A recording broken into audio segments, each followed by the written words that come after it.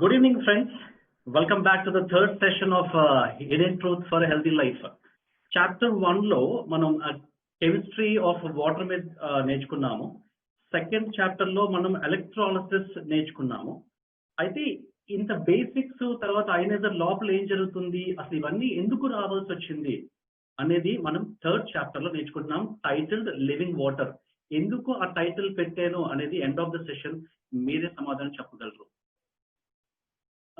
Let's have a quick recap on this. Let's make the first 5 minutes to have a recap. Water from cathode. Sorry, chat box రాగలరండి అందరూ. Water from cathode. First question.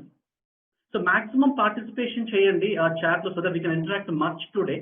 ఎవరైతే ఎక్కువగా మీరు chat box వాడుకోగలరో they can learn lot of knowledge today. First one. Cathode నుంచి వచ్చిన gas O2 గ్యాసా H2 గ్యాసా? Cathode నుంచి వచ్చే gas H2 గ్యాసా O2 గ్యాసా? Fantastic. ఏదైతే dilute compounds వస్తున్నాయో అది ఆల్కలైన్ మోడా ఎసిడిక్ మోడా? ఏదైతే డైల్యూట్ కాంపౌండ్స్ వస్తున్నాయో అది ఆల్కలైన్ మోడా ఎసిడిక్ మోడా? ఎగ్జాక్ట్లీ H2 గ్యాస్ వస్తుంది, మనకి ఆల్కలైన్ డైల్యూటెడ్ ఆల్కలైన్ కాంపౌండ్స్ వస్తున్నాయి. ఫ్యాంటాస్టిక్ అండి. So let's have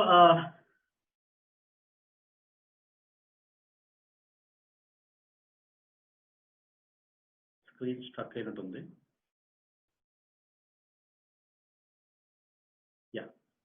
So we have got H2O molecules, the microclustered ones, H2 gases, antioxidants, and diluted alkaline compounds and cations. pH ని determine చేస్తాయి. OH minus ions కొంతసేపు తర్వాత recombination లోకి వెళ్ళిపోతుంది. అలాగే H+ ions చాలా తక్కువగా ఉంటుంది. ఇప్పుడు మీరు చెప్పండి, ఈ వాటర్ ని టెక్నికల్ గా ఏమని పిలుస్తాము? ఈ వాటర్ ని టెక్నికల్ గా ఏమని పిలుస్తాము? షార్ట్ ఫామ్ సరిపోతుంది, ఫుల్ ఫామ్ అవసరం లేదు. షార్ట్ ఫామ్ లో ఏమని పిలుస్తాము? So what is the abbreviation of that water, what we call water from cathode? Fantastic అండి. ERW, electrolysed reduced water. Fantastic అండి. ఇక్కడ నేను ఒక పాయింట్ యాడ్ చేయవలసి ఉంటుంది. అంటే యానోడ్ యాక్షన్ కి వచ్చినప్పుడు బాగా ఒకసారి మనం చూద్దాము యానోడ్ రియాక్షన్ లో ఏం జరుగుతుంది. ఎప్పుడైతే మనం ఎలక్ట్రిసిటీ పాస్ చేస్తామో మనకు తెలుసు OH మైనస్ అయాన్స్ ఇక్కడ మనకి యానోడ్ కి అట్రాక్ట్ అయ్యి ఉన్నాయి. ఎప్పుడైతే మనం ఎనర్జైజ్ చేస్తామో ఎలక్ట్రాన్ ఫ్రమ్ OH మైనస్, ఎప్పుడైతే ఎలక్ట్రాన్ OH మైనస్ వెళ్ళిపోతుందో ఇట్ బికమ్స్ హైడ్రాక్సిల్ రాడికల్. మనకు తెలుసు హైడ్రాక్సిల్ అయాన్ నుంచి ఎప్పుడైతే ఎలక్ట్రాన్ తీసేస్తామో దాని అది హైడ్రాక్సిల్ రాడికల్ గా మారిపోతుంది.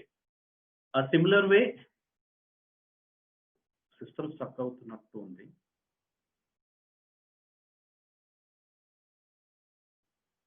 Fantastic. So this the first process జరుగుతుంది. సెకండ్ ప్రాసెస్ లో మనకి ఏం జరుగుతుందంటే ఆక్సిడేషన్ లో ఈ డాట్ OHs ఏదైతే ఉన్నాయో అది మనకి యాడ్ అవ్వడం మొదలు పెడుతుంది. అంటే రెండు హైడ్రాక్సిల్ రాడికల్స్ మనకి H2O కింద O కింద పనిచేయడం మొదలు పెడుతుంది. So you can see here. అయితే ఈ సింగ్లెట్ ఆక్సిజన్స్ ఎప్పుడు ఉండవు కాబట్టి మనకు తెలుసు అది రెండు కలవవలసి ఉంటుంది. సో రెండు O and O makes O2. That's how we get O2 gas from the anode reaction. So మనందరం ఏమనుకుంటున్నామంటే ఏదైతే వాటర్ యానోడ్ దగ్గర వస్తుందో O2 గ్యాస్ ఉంటుంది అని, కానీ దీనికి ఒక క్లాస్ కూడా ఉంది. ఆ క్లాస్ ఏంటో ఒకసారి చూద్దాం. సో దీని తర్వాత మనకి ఏమవుతుంది, ఈ H+ అయాన్స్ ఏదైతే ఉన్నాయో HCO3 కి అవి యాడ్ అవ్వడం మొదలు పెడుతుంది. సో మీరు గమనించవచ్చు ఇక్కడ HCO3 మైనస్ కి H+ యాడ్ అవుతుంది. So that we get H2CO3. ఇవి డైల్యూటెడ్ ఎసిడిక్ కాంపౌండ్స్ అని అంటాం కదండి. సో వాటర్ ఫ్రమ్ యానోడ్ మనం ఏమని చెప్పొచ్చు, ఒకటి H2O మాలిక్యూల్ మైక్రో క్లస్టర్ లో ఉంటుంది. O2 గ్యాస్ ఆక్సిడెంట్స్ అని అంటాము. Diluted acidic compounds as well as ions మనం pH ని డిటర్మైన్ చేస్తుంటాయి. H+ అయాన్స్ రీకాంబినేషన్ జరుగుతుంటుంది. OH మైనస్ అయాన్స్ చాలా తక్కువ ఉంటాయి. సో అందుకే వీటిని ఎలక్ట్రోలైజ్డ్ ఆక్సిడైజ్డ్ వాటర్స్ అని అంటాం. ఇప్పుడు చూద్దాం. ఫర్ ఎగ్జాంపుల్ క్లోరిన్ ఉంది అనుకుందాం. అంటే OH మైనస్ అయాన్స్ తో పాటు క్లోరిన్ ఉంది. అంటే ఈ పాయింట్ నేను ఎందుకు చెప్తున్నానంటే మన అయనైజర్ లో ఫస్ట్ లో ఒక ఫిల్టర్ ఉంటుంది. దాన్ని మనం యాంటీ క్లోరిన్ ఫిల్టర్ అంటాము, యాంటీ బ్యాక్టీరియల్ ఫిల్టర్ అంటాము. అసలు ఎందుకు ఫిల్టర్ పెట్టవలసి వచ్చింది అనేది మీకు ఇక్కడ కాంటెక్స్ట్ మీకు క్లారిటీ ఉంటుంది. ఇక్కడ చూడండి OH మైనస్ అయాన్స్ తో పాటు క్లోరిన్ అయాన్స్ కూడా ఉన్నాయి. ఇప్పుడు మనకి తెలుసు సెలెక్టివ్ డిశ్చార్జ్, మీకు బాగా గుర్తుంటే లాస్ట్ టైం ఒక స్వయంవరం మాట్లాడుకున్నాం. అంటే ఎలక్ట్రాన్ వచ్చినప్పుడు ఏ పర్టికులర్ అయాన్ త్వరగా దాన్ని తీసుకోవాలి అని. అలాగే యానోడ్ దగ్గర లాస్ట్ టైం మనకి ఎటువంటి కాంపిటీషన్ లేదు కాబట్టి OH మైనస్ అయాన్ ఎలక్ట్రాన్ ఇచ్చేస్తుంది. కానీ సెలెక్టివ్ డిశ్చార్జ్ థియరీ అంటే as per the preferential discharge theory ప్రకారంగా ఏ అయాన్ సెలెక్షన్ లో తీసుకోవాలి అది డిశ్చార్జ్ అవ్వడానికి అంటే chlorine is the first one to get discharged at anode when compared to the OH minus. అంటే OH minus తో పోలిస్తే Cl minus సెలెక్టివ్ డిశ్చార్జ్ లోపలికి ముందు వెళ్తుంది. అంటే ముందు ఇది ఎలక్ట్రాన్ ఇస్తుంది. OH minus కి ఎటువంటి ఛాన్స్ ఇవ్వదు ఎలక్ట్రాన్ ఇవ్వడానికి. సో మనకి Cl minus ఇప్పుడు ఎలక్ట్రాన్ ఇస్తుంది, దాన్ని ఏమంటాము? Cl క్లోరిన్ ఆటమ్ అని అంటాం కదా. అంటే మనకి నెక్స్ట్ ఏం జరుగుతుంది, ఈ రెండు క్లోరిన్ ఆటమ్స్ మనకి కాంబినేషన్ అవ్వడం మొదలు పెడతాయి. Cl plus Cl gives Cl2. అప్పుడు మనకి ఏమొస్తుంది? క్లోరిన్ గ్యాస్ వస్తుంది. మీరు అర్థం చేసుకోండి. అంటే క్లోరిన్ శాతం కానీ వాటర్ లో ఎక్కువ ఉంటే ముందు క్లోరిన్ గ్యాస్ ఉత్పత్తి అయ్యే అవకాశమే ఎక్కువ ఉంటుంది ఆక్సిజన్ గ్యాస్ కన్నా. ఇది మనకి చాలా సార్లు ఈ సిచ్యుయేషన్ ఎరైజ్ అవుతుంది. ఆఫ్టర్ ఎఫెక్ట్స్ కొన్ని నెలలు మెషిన్ వాడిన తర్వాత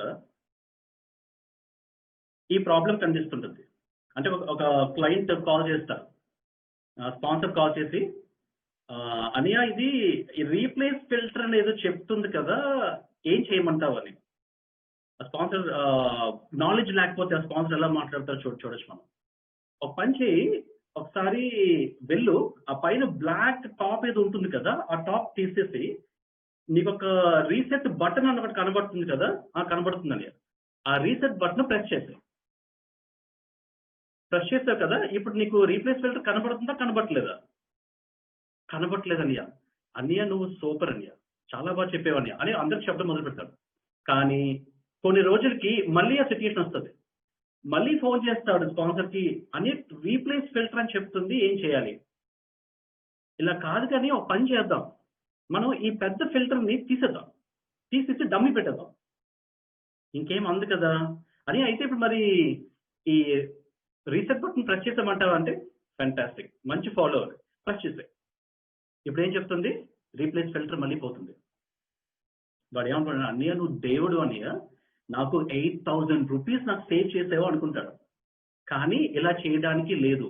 మీరు గమనించండి, ఇక్కడ ఫిల్టర్ డమ్మీ ఫిల్టర్ పెట్టేస్తే క్లోరిన్, ఆ వాటర్ లో కానీ క్లోరిన్ ఉంటే ఇప్పుడు ఎలక్ట్రాలిసిస్ ఛాంబర్కి వెళ్తుందిగా. ఎలక్ట్రాలిసిస్ ఛాంబర్ కి క్లోరిన్ కంటెంట్ వెళ్తే ఇప్పుడు మనకి ఆక్సిడేషన్ అంటే O2 గ్యాస్ వస్తుందా, Cl2 గ్యాస్ వస్తుందా? Cl2 గ్యాస్ వస్తుంది. ఇప్పుడు Cl2 గ్యాస్ వచ్చిన తర్వాత ఈ విషయం వాళ్ళ ఆవిడకి తెలియదు కదా, బ్యూటీ వాటర్ ఉంది కదా అని స్ప్రే బాటిల్ తీసుకొని బ్యూటీ బ్యూటీ బ్యూటీ అని కొట్టుకుంటూ మొదలు పెడుతుంది. ఏం జరుగుతుంది? ఫెయిర్ అండ్ లవ్లీ పీపుల్ అందరూ అన్ఫెయిర్ అండ్ అగ్లీగా అయిపోతారు. ఎప్పుడు ఫెయిర్నెస్ మనకు వస్తుంది?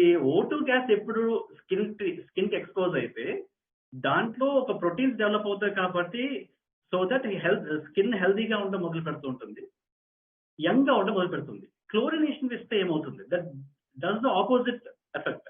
So chlorine gas very very dangerous అండి. అంటే మీకు ఒక సిచ్యుయేషన్ వస్తుంది, బ్యూటీ పౌడర్ బాగా వాడుతానండి, అయినా పెద్దగా నాకు స్కిన్ ఎఫెక్టివ్ గా వైటిష్ కలర్ అవటం లేదని, హెల్దీ అవటం లేదని కొన్నిసార్లు మనకి సంఘటనలు వినబడుతూ ఉంటాయి.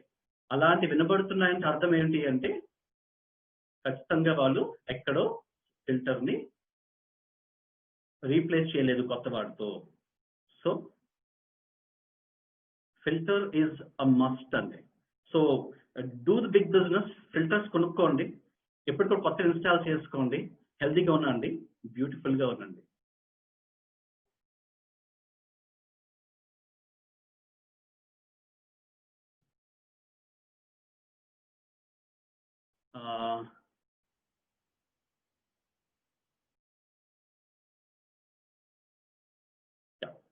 Let's come to the main topic అండి.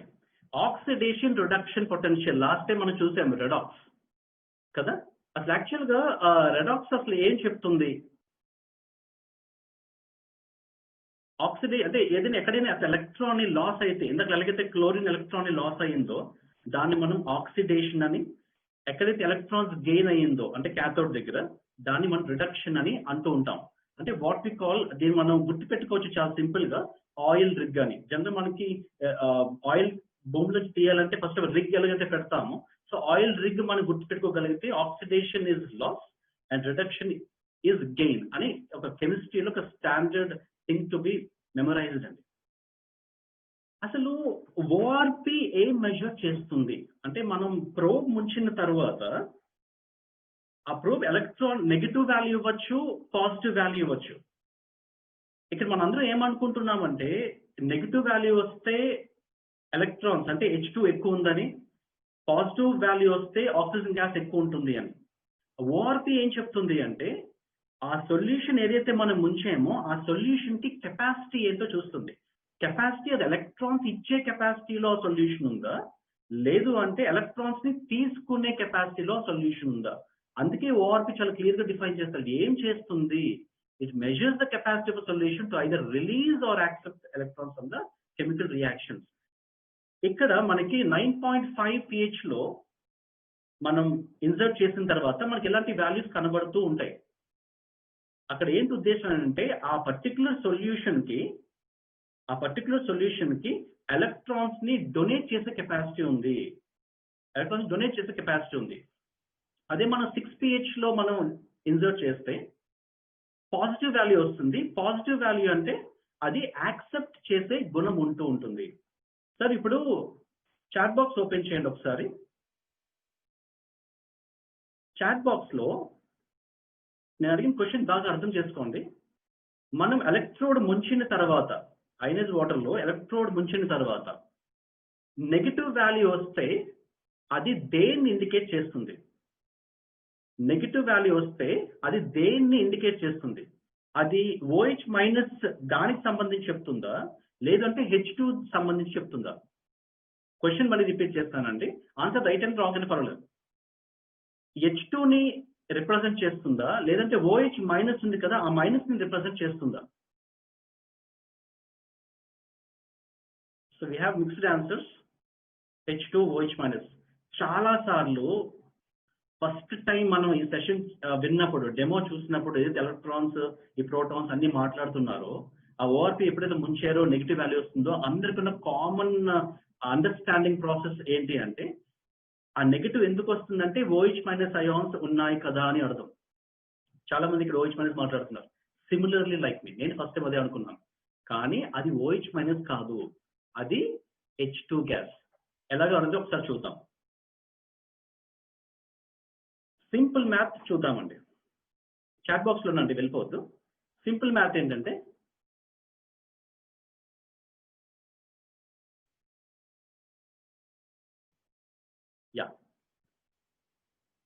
ఇప్పుడు 10 power x is equal to 100 అని అన్నానండి కదా. 10 power x is equal to 100 చెప్పగలరా? x వాల్యూ ఎంత అయితే 10 power x 100 అవుతుంది?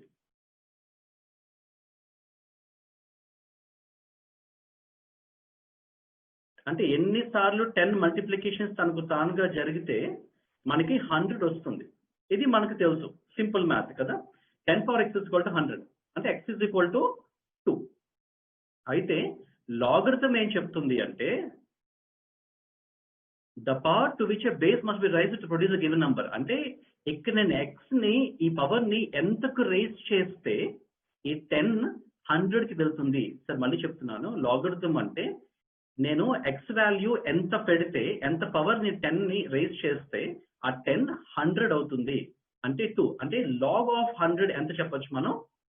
2 అని చెప్పొచ్చు. మీకు అర్థమవుతుంది కదా బేసిక్ లాగరిథం.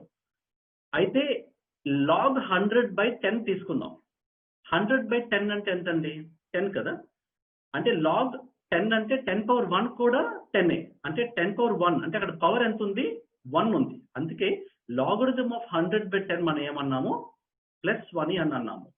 అయితే లాగ్ 10/100 తీసుకుందాం. 10/100 అంటే ఎంత? 1/10 కదా. దాన్ని ఇంకో విధంగా ఏం చెప్పొచ్చు మ్యాథమెటిక్స్ లో? 10⁻−1 అని అంటాం. ఇక్కడ పవర్ ఎంత ఉందండి? -1 ఉంది. ఇక్కడ బాగా గుర్తుపెట్టుకోండి ఫ్రెండ్స్, ఇది న్యూమరేటర్, ఇది డినామినేటర్ కదా. అంటే జనరలైజ్ చేసి చెప్తున్నాను. ఇది చాలా ఇంపార్టెంట్ మనకు డిస్కషన్స్ లో. a/b అంటే ఇక్కడ ఎప్పుడైనా సరే న్యూమరేటర్ డినామినేటర్ కన్నా, అంటే if a is greater than b, as 100 is greater than 10 ఉంటే ఆ వాల్యూ పాజిటివ్ వాల్యూ వస్తుంది. ఏ గాని న్యూమరేటర్ గాని డినామినేటర్ గాని తక్కువ ఉంటే అది నెగిటివ్ వాల్యూ వస్తుంది. ఇక్కడ 100 తీసుకోండి కాబట్టి 1 రావచ్చు, కానీ ఏదైనా వాల్యూ తీసుకుంటే సమ్ ర్యాండమ్ నంబర్స్ వస్తాయి. అది పాజిటివ్ వాల్యూ వస్తుందా నెగిటివ్ వాల్యూ వస్తుందా అని దేని మీద ఆధారపడి ఉంటుంది అంటే ఆ న్యూమరేటర్ పెద్దగా ఉందా లేదంటే డినామినేటర్ పెద్దగా ఉందా. ఒకటి గుర్తుపెట్టుకోవాలంటే ఎప్పుడైనా న్యూమరేటర్ డినామినేటర్ కన్నా పెద్దగా ఉంటే అది పాజిటివ్ వాల్యూ అని, న్యూమరేటర్ డినామినేటర్ కన్నా తక్కువ ఉంటే అది నెగిటివ్ వాల్యూ అని. ఎందుకు అంటే మనకి పాజిటివ్ ఓఆర్పి నెగిటివ్ ఓఆర్పి కనబడుతున్నాయి కాబట్టి ఈ ఇన్ఫర్మేషన్ మనకు కావాలి. దీన్ని సపోర్ట్ చేస్తారు నర్న్స్ట్. నర్న్స్ట్ అని ఒక mathematician has given one equation అండి, కెమిస్ట్. నర్న్స్ట్ ఈక్వేషన్ అంటారు. అంటే ఓఆర్పి వాల్యూస్ ఎలా మనం ప్రెడిక్ట్ చేయొచ్చు అంటే ఆయన ఒక ఈక్వేషన్ ఇచ్చారు. ఈ ఈక్వేషన్ బట్టే మనకి ఓఆర్పి మీటర్ పనిచేస్తూ ఉంటుంది. ఇక్కడ బాగా చూడండి, ఈక్వేషన్ ఏంటి, ఈ నామినిక్లేచర్స్ మనకేం సంబంధం లేదు, కానీ E0 అంటే ఒక స్టాండర్డ్ సెల్ ఉంటుంది, దానికి ఒక వాల్యూ వోల్టేజ్ ఉంటుంది.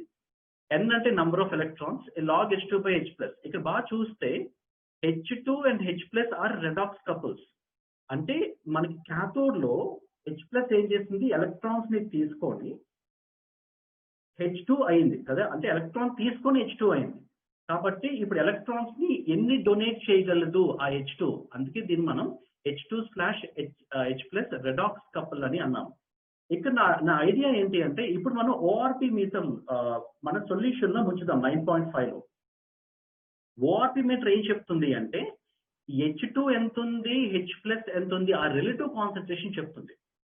మళ్ళీ చెప్తాను, H2 లోపల ఎంత ఉందో ఏమి చెప్పదు, H+ ఎంత ఉందో ఇండివిజువల్ గా చెప్పదు, కానీ ఆ రిలేటివ్ కాన్సన్ట్రేషన్ ఆ రెండు కంపారిజన్ తో చెప్తుంది. ఈ కంపారిజన్ అంటే ఇప్పుడు H2 గానీ H+² అంటే ఈ వాల్యూ గానీ హైలీ పాజిటివ్ అనుకుందాం. అంటే ఈ మొత్తం వాల్యూ హైలీ పాజిటివ్ అనుకుందాం. ఎప్పుడు పాజిటివ్ అవుతుంది, ఈ H2 వాల్యూ a/b అంటే మనం చూసాము a/b, if a is greater than b ఈ లాగ్ వాల్యూ ఏమవ్వాలి, పాజిటివ్ వాల్యూ అవ్వాలి, అదర్వైజ్ నెగిటివ్ అవ్వాలి కదా. ఇది మొత్తం పాజిటివ్ వాల్యూ అవుతుంది. అయితే ఇప్పుడు మనకి రెండు టర్మ్స్ ఉన్నాయి ఈ మ్యాథమెటికల్ ఈక్వేషన్ లో. ఫస్ట్ టర్మ్ E0 అంటాము, ఇదంతా సెకండ్ టర్మ్. ఇప్పుడు ఏమవుతుంది, సెకండ్ టర్మ్ అంతా పాజిటివ్ కదా, ఫస్ట్ టర్మ్ కన్నా సెకండ్ టర్మ్ ఎక్కువ వాల్యూ ఉంటుంది. ఐ రిపీట్, ఎప్పుడైనా H2 concentration when compare to H+ ఉంటే ఎంత ఉంటుందో మనకేం తెలియదు, కంపారిటివ్ లా ఉంటే అది ఎలక్ట్రాన్స్ ని డొనేట్ చేసే కెపాసిటీ ఉంటుంది కాబట్టి ఈ log H2/H+ మనకి పాజిటివ్ వాల్యూ ఉంటుంది. అంటే ఈ ఈక్వేషన్ ప్రకారంగా చూస్తే ఫస్ట్ టర్మ్ కన్నా సెకండ్ టర్మ్ ఎక్కువ వాల్యూ ఉంది. సో ఓవరాల్ వాల్యూ ఏమవుతుంది, మనకి నెగిటివ్ అవుతుంది. అందుకే మనకి నెగిటివ్ వాల్యూస్ వస్తూ ఉంటాయి, విచ్ కమ్స్ ఆపోజిట్. మన ఆక్సిడేషన్ సైడ్కి వెళ్తే ఇది ఆపోజిట్ లో ఉంటుంది. మీకు అర్థమవుతుంది కదండి ఓఆర్పి.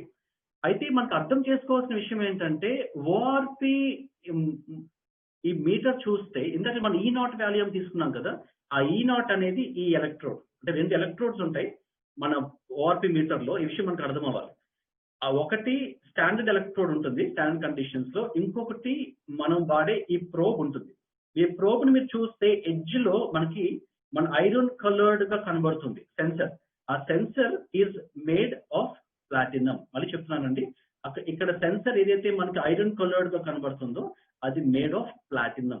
ఎందుకంటే మళ్ళీ మనకు తెలుసు ప్లాటినం కి ఎప్పుడు వాటర్ తో రియాక్ట్ అవ్వదు. 99.9% ఎలక్ట్రోడ్స్ అది తీసుకున్నాం, కరోజన్ కూడా అవ్వదు. అయితే ఒక్కసారి మన ఈ ప్రోబ్ ని సొల్యూషన్ లో ముంచిన తర్వాత ఈ సొల్యూషన్ కి గానీ కెపాసిటీ టు డొనేట్ ఎలక్ట్రాన్స్ ఉందనుకోండి, ఎలక్ట్రాన్స్ డొనేట్ చేసే కెపాసిటీ ఉందనుకోండి, అప్పుడు కొన్ని ఎలక్ట్రాన్స్ ఈ ప్లాటినం తీసుకొని ఆ relative measurement of standard cell తో చేసుకుంటుంది. అప్పుడు ఇది నెగిటివ్ వాల్యూ వస్తుంది. ఇది కొంచెం వాల్యూ కదా ఉంది, E0 స్టాండర్డ్ వాల్యూ కూడా ఉంది. ఇప్పుడు ఎలక్ట్రాన్స్ తీసుకుంటుంది కాబట్టి ఈ వోల్ట్ మీటర్ మనకి నెగిటివ్ చూపిస్తుంటుంది. ఫర్ ఎగ్జాంపుల్ ఇక్కడ సొల్యూషన్ లో కానీ ఎలక్ట్రాన్స్ తక్కువ ఉన్నాయి, అప్పుడు ఏం చేస్తుంది అంటే ఈ ప్లాటినం వైర్ నుంచి ఈ బ్యాటరీ ద్వారా ఎలక్ట్రాన్స్ సొల్యూషన్ లోకి వెళ్తుంది. అప్పుడు ఏమవుతుందంటే ఈ వోల్ట్ మీటర్ పాజిటివ్ వాల్యూ చూపిస్తుంది. You understood the point right? అయితే ఓఆర్పి మీటర్ ఏమి రిలేటివ్ కాన్సన్ట్రేషన్ మాత్రమే చెప్తుంది. ఇప్పుడు మనం ఇంకొంచెం ఆలోచిద్దాం. ఇప్పుడు ఏదైతే మెజర్మెంట్స్ మనం చేస్తున్నామో డెమోలో, నెక్స్ట్ లెవెల్ ఆఫ్ మెజర్మెంట్ కి మనం అందరూ ముందుకు వెళ్ళవలసిన పరిస్థితి ఏమిటి అంటే, ఇప్పుడు కొంతమంది క్వశ్చన్ అడుగుతారు, సార్ ఎన్ని లీటర్లు వాటర్ తాగాలి? మనం ఏం చెప్తాం సింపుల్ గా 9 వాటర్ తాగండి, లేదా 9.5 వాటర్ తాగండి, మీ ఓఆర్పి ఎంత నెగిటివ్ ఉంది అని వేగ్ గా చెప్తాము. కానీ సైన్స్ చాలా డిఫరెంట్ గా, చాలా క్రిస్టల్ క్లియర్ గా చెప్తుంది. ఏంటి విషయం అంటే, యా అందరూ ఒకసారి చాట్ బాక్స్ ఓపెన్ చేయండి. నేను మీకు 2 ఆప్షన్స్ ఇచ్చాను ఇక్కడ. వాటర్ ఏ అంటే ఓఆర్పి -800 ఓఆర్పి ఉంది, 9.5 pH వాటర్ అది, 0.8 మిల్లీగ్రామ్ పర్ లీటర్ అంటే ppm మనకి అది తెలుసు. ఇంకొక వాటర్ మీకు ఇచ్చాను, దాని ఓఆర్పి ఏమో -500 ఉంది, pH కూడా 8.5 ఉంది, H2 ఏమో 1.6 మిల్లీగ్రామ్ పర్ లీటర్ ఉంది. ఈ 2 వాటర్స్ మీ ముందు పెడితే మీరు ఏ వాటర్ ని ఆప్ట్ చేస్తారు? ఏ వాటర్ ని మీరు చూస్ చేసుకుంటారు మీ వాటర్ తాగడానికి? Is it water A or water B? Is it water A or water B? ఎక్కువ నెగిటివ్ ఓఆర్పి వాల్యూ ఉన్న వాటర్ తీసుకుంటారా, తక్కువ నెగిటివ్ ఓఆర్పి ఉన్న వాటర్ తీసుకుంటారా? ఇప్పుడు దాకా ఈ కండిషన్ మీదే మనం ఆలోచిస్తున్నాము. సో చాట్స్ చాలా మంది ఏలు పెట్టారు, బీలు పెట్టారు, ఫెంటాస్టిక్. సో ఇక్కడ vague, I give you clarity sir, thank you అండి. ఇక్కడ మనకు అర్థం చేసుకోవాల్సిన విషయం ఏంటంటే, ఇప్పుడు దాకా మనం ఇక్కడే ఉన్నాము. ఓఆర్పి కానీ ఎక్కువ ఉంటే అది హెల్త్ కి మంచిది అని, ఓఆర్పి తక్కువ ఉంటే అది హెల్త్ కి కంపారిటివ్ గా అంత కాదు అని మన ఉద్దేశం. అందుకే ఎప్పుడైనా సరే మనకు ఆపర్చునిటీ వచ్చినప్పుడు మనం -800 ఓఆర్పి తీసుకోవడానికి ఫస్ట్ ప్రిఫరెన్స్ ఇస్తూ ఉంటాము. కానీ H2 లెవెల్స్ చూస్తే 0.8 ppm ఉంది వాటర్ ఏలో, water below 1.6 milligram per litre ఉంది. ఇక్కడ మనకి కన్ఫ్యూజన్ ఉంది. సైన్స్ ఏం చెప్తుందంటే, సరే ఈ విషయం మీరు బాగా ఆలోచించండి. ఒక్కసారి మళ్ళీ మనము నర్న్స్ ఈక్వేషన్కి వెళ్దాం. నర్న్స్ ఈక్వేషన్ లో నేను ఫస్ట్ కండిషన్ తీసుకుంటా. కండిషన్ ఏంటి? ఈ లాగ్ H2 వాల్యూని నేను 10 తీసుకున్నాను, ఈ H+² వాల్యూ నేను 1 తీసుకున్నాను, అంటే ఒక 10 వాల్యూ వచ్చింది. ఓకేనండి. సెకండ్ కేసు చూద్దాం. H2 వాల్యూ ఏమో 100 తీసుకున్నాను, H+² వాల్యూ ఏమో 10 తీసుకున్నాను. ఇది కూడా 10. అంటే ఓవరాల్ గా లాగ్ H2/H+² ఈ 10/1 ఏదైతే వాల్యూ వస్తుందో, ఈ 100/10 కూడా అదే వాల్యూ వస్తుంది కదా. అలాగని 10 = 100 అని మనం చెప్తామా? చెప్పము కదండి. అంటే మీకు చెప్తుంది అంటే ఓఆర్పి ఏం చెప్తుందంటే రిలేటివ్ కాన్సన్ట్రేషన్ మాత్రమే చెప్తుంది. కానీ వాటర్ లో ఎంత H+ అయాన్స్ ఉన్నాయి, ఎంత H2 అనేది ఓఆర్పి మీటర్ చెప్పదు. ఇక్కడ మనకు క్లారిటీ కావాలి. అందుకే డిజాల్వ్డ్ హైడ్రోజన్ గ్యాస్ ఎంత ఉందో అది మనం నేర్చుకోవలసిన పరిస్థితి, నెక్స్ట్ జనరేషన్ టు కమ్. ఇప్పుడు మనకి pH డ్రాప్స్ మనం ఏదైతే వాడతామో, that what we call as ethanol liquid కదండి. దాని పైన రాసి ఉంటుంది, బాగా గమనిస్తే టెస్టింగ్ రియేజెంట్స్. అలాగే H2 బ్లూ అని హైడ్రోజన్ టెస్ట్ రియేజెంట్స్ కూడా మనకి దొరుకుతాయి, మిథిలిన్ బ్లూ అని అంటాము. అంటే ఇదేం చెప్తుందో చూద్దాం. నేను ఒక గ్లాస్ వాటర్ తీసుకున్నాను. ఓకే, నార్మల్ వాటర్ లో అంటే మన ట్యాప్ వాటర్స్ ఎందుకు ఇదంత హెల్దీ కాదు అని చెప్తాను. నేను బాగా గమనించండి. నేను చాప్టర్ 3 లో టైటిల్ లివింగ్ వాటర్ అని పెట్టాను. డెడ్ వాటర్ కి లివింగ్ వాటర్ కి ఏం తేడా మీకు కనబడుతుంది. నార్మల్ వాటర్ లో H2 కాన్సన్ట్రేషన్ ఎంత ఉంది? 8.675 × 10⁻⁷ ppm ఉంది. అంటే 10 లక్షల్లో ఒక వంతు, ఆ వంతులో 8వ వంతు. ఎంత చిన్నదండి. 10 లక్షల్లో ఒక వంతు, ఆ వంతులో మళ్ళీ 8వ వంతు, 1/8 million of mg of H2. అంత తక్కువ ఉంటుంది కాబట్టి మెడికల్ గా దానికి ఎటువంటి థెరపాటిక్ ప్రాపర్టీస్ ఉండవు, అంటే థెరపీకి ఏమి ఉపయోగపడదు. అయోనైజ్డ్ వాటర్స్ ఎలా ఉంటాయి అంటే 0.5 నుంచి 1.6 మిల్లీగ్రామ్ పర్ లీటర్ ఉంటుంది, ppms లో ఉంటాయి. ఇది మనకి థెరపీకి వాడుకోవచ్చు. అంటే మన వాటర్ హెల్తీ లివింగ్ గా ఉందా లేదా అనేది దాని H2 ppm మీద డిపెండ్ అయి ఉంటుంది. నార్మల్ గా నేను రీసెర్చ్ చేసినప్పుడు అయనైజ్డ్ వాటర్స్ అంటే ఇర్రెస్పెక్టివ్ ఆఫ్ ద బ్రాండ్స్ చూస్తే అన్ని 0.8 to 1 ppm నాకు కనబడింది. కంగన్కి నేను చూసినప్పుడు అప్రాక్సిమేట్లీ 1.3 to 1.5 ppm కనబడింది. That's why the energic still stood stop. అయితే ఈ విషయం మనం కొంచెం ముందుకు వెళ్తే ఎలా మనం చేయొచ్చు అంటే మనం H2 బ్లూ బాటిల్ కొనుక్కున్నప్పుడు దాంతో పాటు ఈ చిన్న బీకర్ అనేది ఇస్తారు. దాని మీద 6 ml అని ఒక చిన్న మార్క్ ఉంటుంది. మీరు వాటర్ మొత్తం ఆ 6 ml నింపిన తర్వాత అంటే ఫ్రెష్ గా ఐనైజ్ నుంచి వాటర్ తీసుకొని ఇర్రెస్పెక్టివ్ ఆఫ్ pH ఏది pH అని కావచ్చు. ఫర్ ఎగ్జాంపుల్ 9.5 pH నేను తీసుకున్నాను. నేను ఈ పర్టికులర్ బీకర్ లో 6 ml మాత్రమే వేశాను. ఇప్పుడు మనం ఏం చేస్తామంటే ఒక్కొక్క డ్రాప్ వేస్తాను. ఒక డ్రాప్ వేస్తాను. వాడు ఒకటి చిన్న స్టిర్ ఇస్తాడు. ఆ స్టిర్ తో మనం we have to stir gently అన్నమాట. ఎక్కువగా షేక్ చేయడానికి లేదు. చాలా నెమ్మదిగా స్టిర్ చేయడం మొదలు పెడతాం. ఏం జరుగుతుంది అంటే ఒక్కసారి ఒక డ్రాప్ వేసిన తర్వాత కొంతసేపటికి ఆ బ్లూ కలర్ మళ్ళీ కలర్లెస్ లిక్విడ్ గా అవుతుంది. అంటే ఆ బ్లూ కలర్ కోల్పోతుంది. మళ్ళీ మనం సెకండ్ డ్రాప్ వేస్తాము. మళ్ళీ ఆ బ్లూ కలర్ కాస్త కొంతసేపటికి మళ్ళీ నార్మల్ కలర్కి వచ్చేస్తుంది. అంటే వాటర్ కలర్కి వస్తుంది. అలాగా ప్రతిసారి డ్రాప్ వేస్తాము, మనం స్టిర్ చేస్తూ ఉంటాము.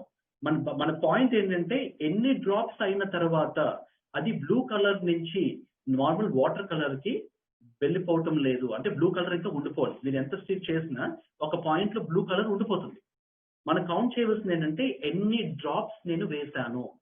ఒక డ్రాప్ కౌంట్ 0.1 గా తీసుకుంటే 0.1 ppm గా తీసుకుంటే ఫర్ ఎగ్జాంపుల్ ఇక్కడ నేను 8 డ్రాప్స్ అయిన తర్వాత నాకు ఇక్కడ కలర్ మారలేదు అంటే బ్లూలో ఉండిపోయింది. అయితే దాన్ని మనం 0. mg/L గా తీసుకుంటాము. ఎనర్జిక్ దానికి టెస్ట్ చేసినప్పుడు it's rising until 13 drops to 15 drops. అప్పటి వరకు ఆ బ్లూ కలర్ గా ఉండిపోవటం లేదు. It is changing its own colour. That is how we calculate ఎంత H2 డిజాల్వ్డ్ గ్యాస్ వాటర్ లో ఉంది అనేది ppm మనం నేర్చుకుంటాము. అయితే this is on the next side. ఇదే కాకుండా మనకి వి కెన్ గెట్ ఈ ప్రొసీజర్ చాలా కెమికల్ గా ఏదైతే చేస్తున్నాం దట్స్ రైట్ ప్రొసీజర్. కొన్ని మనకి బ్రాండ్స్ కూడా ఉన్నాయి డిజాల్వ్డ్ H2 మీటర్స్ అని. అండ్ ప్లీజ్ కాంటాక్ట్ చంద్రబోస్ గారు. Here some thought process of which one to connect. అయితే బిట్ కాస్ట్లీగా ఉంటే ఒక 25,000 నుంచి 75,000 ఆ రేంజెస్ లో ఉంటూ ఉంటాయి. So do the business well and get some kind of these meters in the future. It will be very helpful. అంటే ఎందుకు ఈ పాయింట్ చెప్తున్నాను అంటే ఎంత నీళ్ళు తాగాలి, అదే క్వశ్చన్ మనకి ఎంత వాటర్ తాగాలి రోజు దేని మీద మనం డిసైడ్ అవుతాము అంటే సైన్స్ ఏం చెప్తుందంటే ఒక మనిషి హెల్తీ స్టేట్ లో ఉండాలి అంటే మనకి మినిమం H2 2 ppm ఉండాలి. అంటే 2 mg/L చూసుకోవచ్చు. అంటే ఓవరాల్ 24 hours లో నేను 2 mg/L గా తీసుకోగలిగితే హైడ్రోజన్ గ్యాస్ ని నేను హెల్తీ స్టేట్ లో ఉండొచ్చు. నేను జర్నల్స్ రిఫర్ చేసినప్పుడు when I dig deep into the journals, majority H2 therapy ఏదైతే డిజీజ్ మీద ప్రయోగిస్తున్నారో అది పాజిటివ్ ఎఫెక్ట్ గా వచ్చినప్పుడు ఎలా చూస్తున్నానంటే for example arthritis, rheumatoid arthritis ఉంది. దాని మీద ఒక జర్నల్ చాలా క్లియర్ గా చెప్పారు. 3 to 5 mg/L ఒక ఎవ్రీ డే ఒక పేషెంట్ కి ఇచ్చిన తర్వాత they took 3 to 4 months to make it back. అది depending upon the person's metabolism. So majority ఏం కనబడుతుందంటే ఎప్పుడైతే 3 to 5 ppm ఎప్పుడైతే ఒక మనిషికి ఇస్తుంటామో there is a obvious change in that person's body metabolism అనేది వాళ్ళు రావడం జరిగింది. అంటే మనం ఎలా డిసైడ్ చేసుకుంటాము? ఫస్ట్ ఫర్ ఎగ్జాంపుల్ మన ఇంట్లో నేను 9.5 pH వాటర్ పట్టుకున్న తర్వాత మనం H2 బ్లూ టెస్ట్ కానీ H2 మీటర్ ద్వారా కానీ ఫర్ ఎగ్జాంపుల్ నాకు 1 ppm వచ్చింది అనుకుందాం కదా. 1 ppm వచ్చిందంటే నేను వాటర్ పట్టుకున్న తర్వాత ఈ వాటర్ లో నేను H2 బ్లూ టెస్ట్ చేసిన తర్వాత H2 మీటర్ తో టెస్ట్ చేసిన తర్వాత నాకు 1 ppm వచ్చింది అనుకుందాం. అయితే ఇప్పుడు నేను ఎన్ని లీటర్లు తాగాలి, మినిమం ఎన్ని లీటర్లు తాగాలి? మనకి ఏం చెప్తుంది సైన్స్? 2 mg/L ఉంటే నార్మల్ గా ఎటువంటి ఛాలెంజెస్ లేని వాళ్ళకి 2 mg/L సరిపోతుంది కదండి. అప్పుడు ఎన్ని లీటర్స్ తాగాలి? నేను మినిమం 2 లీటర్స్ తాగాలి. నో, నేను 9.5 వద్దు, నేను 8.5 తాగుతాను. ఫర్ ఎగ్జాంపుల్ నేను 8.5 టెస్ట్ చేసినప్పుడు 0.5 వచ్చింది అనుకుందాం. కానీ హెల్తీ స్టేట్ గా ఉండాలంటే మనం ఎన్ని లీటర్లు తాగాలి? ఇప్పుడు 4 లీటర్స్ తాగాలి. మీకు అర్థమవుతుంది కదండి క్యాల్కులేషన్స్. అంటే ఫస్ట్ మనం పీపీఎం ఫైండ్ అవుట్ చేస్తాం మన వాటర్లో ఎంత ఉందో, ఆ పీపీఎం బట్టి ఎన్ని లీటర్లు తాగాలి అని డెసిషన్ ఫ్యాక్టర్ దేని మీద వస్తామంటే హెల్తీ స్టేట్ లో 2 పీపీఎం వాడాలా, లేదు అంటే నాకు హెల్త్ ఛాలెంజెస్ ఉంటే 3 to 5 mg per liter వాడాలా. Simple to understand. For example మా మదర్ డయాబెటిక్ ఉంది అనుకుందాం. ఇప్పుడు నేను తీసుకున్న వాటర్ లో 1 పీపీఎం వచ్చింది 9.5 లో. ఇప్పుడు మా మదర్ కి ఎన్ని లీటర్స్ సజెస్ట్ చేయాలి? 5 mg లో రీసెర్చ్ థెరపీ ఇన్ఫర్మేషన్ ఉంది కాబట్టి మా మదర్ డయాబెటిక్ రివర్ట్ అయ్యే ఛాన్సెస్ ఈ రేంజ్ లోనే ఉంది కాబట్టి I go on the higher step. At least 1 ppm నుంచి 5 లీటర్స్ నేను మదర్ కి ఖచ్చితంగా ఇవ్వాల్సి ఉంటుంది. సో దట్ మనకి there is much improvement of in the health అనమాట. ఈ పాయింట్ అర్థం చేసుకోవాలండి. మనం అందరూ ఒక స్లైడ్ చూస్తుంటాం. 1 glass of ionized water is equal to 20 glasses of green tea అని, 5 kgs of broccoli అని, 1 kg of blueberries అని, ఇదంతా ఒక ఇన్ఫర్మేషన్ చెప్తూ ఉంటారు.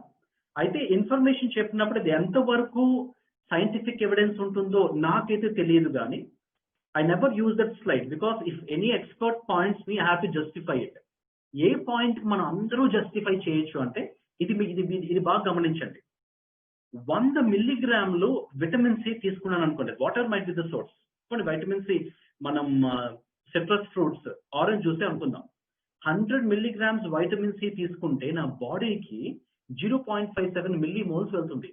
కానీ 1.6 milligrams hydrogen gas, dissolved gas నేను ఉన్న వాటర్ తీసుకుంటే అంతకన్నా ఎక్కువ 0. మిల్లీమోల్స్ ఆఫ్ H2 వెళ్తుంది. సింపుల్ గా చెప్తాను, 100 మిల్లీగ్రామ్స్ ఆఫ్ వైటమిన్ సి తీసుకున్న తర్వాత నా బాడీకి ఎంతైతే యాంటీ ఆక్సిడెంట్ పవర్ నేను ఇస్తున్నానో అంతకన్నా ఎక్కువగా 1.6 మిల్లీగ్రామ్స్ ఉన్న హైడ్రోజన్ వాటర్ రోజు తీసుకోగలిగితే అంతకన్నా ఎక్కువ యాంటీ ఆక్సిడెంట్ పవర్ నేను ఇస్తున్నాను. ఇది ది మోస్ట్ సైంటిఫిక్ గా చెప్పిన స్టేట్మెంట్. ఈ స్టేట్మెంట్ మన ఆధారంగా చేసుకోవచ్చు. దాన్ని బట్టి మనం రీసెర్చ్ చేసుకోవచ్చు దేంట్లో ఎంతెంత కంపారిజన్ ఉన్నాయో ఆ స్టాండర్డ్ వాల్యూస్ తో చూసుకొని. This is all about the story how H2 can be found using H2 blue or the meters. Fine. సరే, ఇదంతా నేర్చుకున్నాం, కెమిస్ట్రీ నేర్చుకున్నాము, H2 కోసం నేర్చుకున్నాము, ఎంత ఉండాలో నేర్చుకుంటున్నాము. అయితే నాకేంటి ఇప్పుడు ఒకసారి చూద్దాం. సింపుల్ గా మన హ్యూమన్ బాడీ ఎలా ఉంది? ఆటమ్స్, బేసిక్ ఆటమ్స్ అన్ని కలిపి మనం మాలిక్యూల్స్ అని అంటాము. మాలిక్యూల్స్ అన్ని సెల్యులర్ లెవెల్లో ఉంటాయి. కాంబినేషన్ ఆఫ్ సెల్స్ మనం టిష్యూ అని అంటాము. కాంబినేషన్ ఆఫ్ టిష్యూస్ మనం ఆర్గన్స్ లెవెల్స్ అంటాము. కాంబినేషన్ ఆఫ్ ఆర్గన్స్ ని సిస్టమ్ లెవెల్ అంటాము. ఇలాంటి సిస్టమ్స్ చాలా ఉంటాయి. డైజెస్టివ్ సిస్టమ్ అని, నర్వస్ సిస్టమ్ అని. సో ఇవన్నీ తీసుకుంటే ఆ combination of all such system మనం ఆర్గానిజం లెవెల్ అనుకుంటాం. అంటే ఈ ఆర్గానిజం హెల్తీగా ఉండాలంటే రూట్ కాజ్ ఎక్కడ ఉందండి? అలా మనం ముందుకు వెళ్తే ఇక్కడ ఉంది. అంటే సెల్యులర్ లెవెల్లో ఏదైతే చేంజెస్ జరుగుతాయో టిష్యూలో మారుతుంది, టిష్యూ నుంచి ఆర్గన్ లెవెల్స్ లో మారితే ఆర్గన్ సిస్టమ్ లెవెల్లో మారుతుంది. ఫైనల్ గా అది మనిషి ఎక్స్పీరియన్స్ చేస్తారు. అయితే సెల్ లోపల ఏముంటుంది అంటే we don't go into depth అండి, బట్ ఓవర్ వ్యూ మనకి ఎంత కావాలో అంత నేర్చుకుందాం.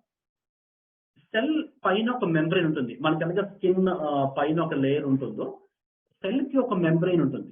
సెల్ లోపల మనకి మైటోకాండ్రియా అని ఉంటుంది. మైటోకాండ్రియా అంటే మన తిన్న తర్వాత మనకి ఎనర్జీగా ఎక్కడ మారుతుంది అంటే మైటోకాండ్రియా. ఇప్పుడు నేను మాట్లాడుతున్నానంటే నా బాడీలో చాలా ఎనర్జీ ఖర్చు అవుతుంది.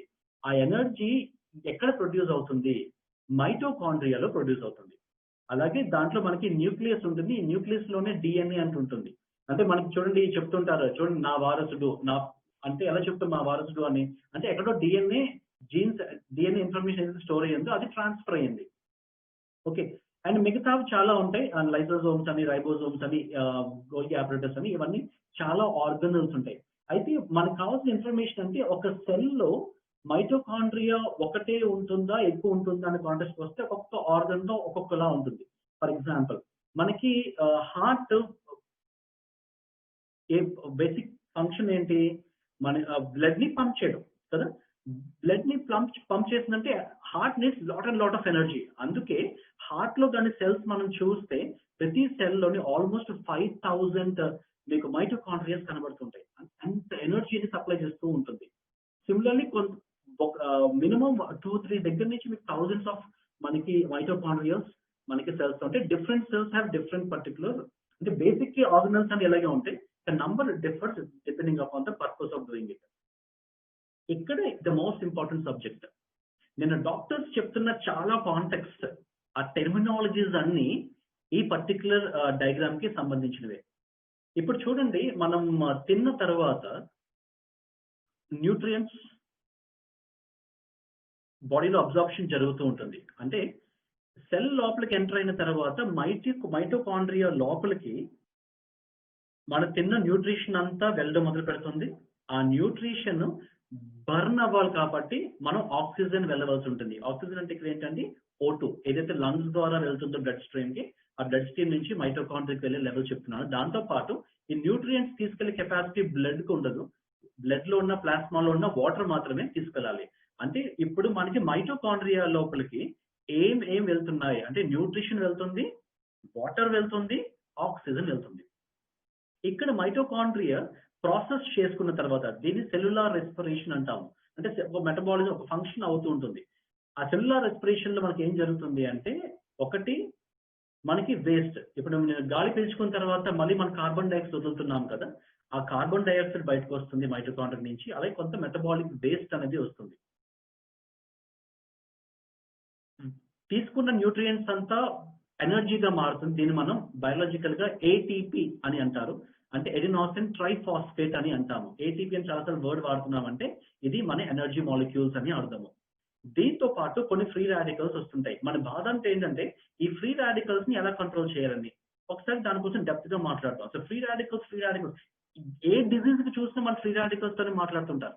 అయితే ఫ్రీ రాడికల్స్ ఏంటి? ఐ రిపీట్, ఏదైతే న్యూట్రిషన్, వాటర్, ఆక్సిజన్ మైటోకాండ్రియా లోపలికి వెళ్ళిందో ఫస్ట్ మనకి ఎనర్జీగా వస్తుంది. ఎనర్జీతో అవుతున్నప్పుడు మనకి ఫ్రీ రాడికల్స్ వస్తాయి. దాన్ని మనం రియాక్టివ్ ఆక్సిజన్ స్పీషీస్ అని అంటాము. డీటెయిల్ గా మీకు చెప్తాను. ROS అంటాము. దాంతో పాటు కార్బన్ డైఆక్సైడ్ వస్తుంది, మెటబాలిక్ వేస్ట్ కొంత వస్తుంది.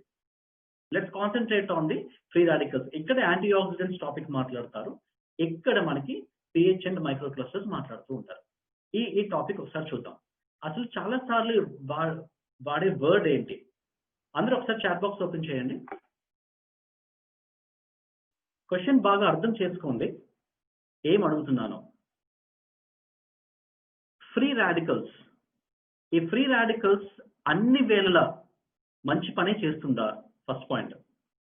అన్ని వేళలా చెడు చేస్తుందా? అంటే బ్యాడ్ అట్ ఆల్ టైమ్స్. మూడవది, కొన్నిసార్లు మంచి పని చేస్తుంది, కొన్నిసార్లు చెడ్డ చేస్తుంది. ఫస్ట్ క్వశ్చన్ అంటే 1, 2, 3 మాత్రమే చెప్పండి. Free radicals good at all times. Second point, bad at all times.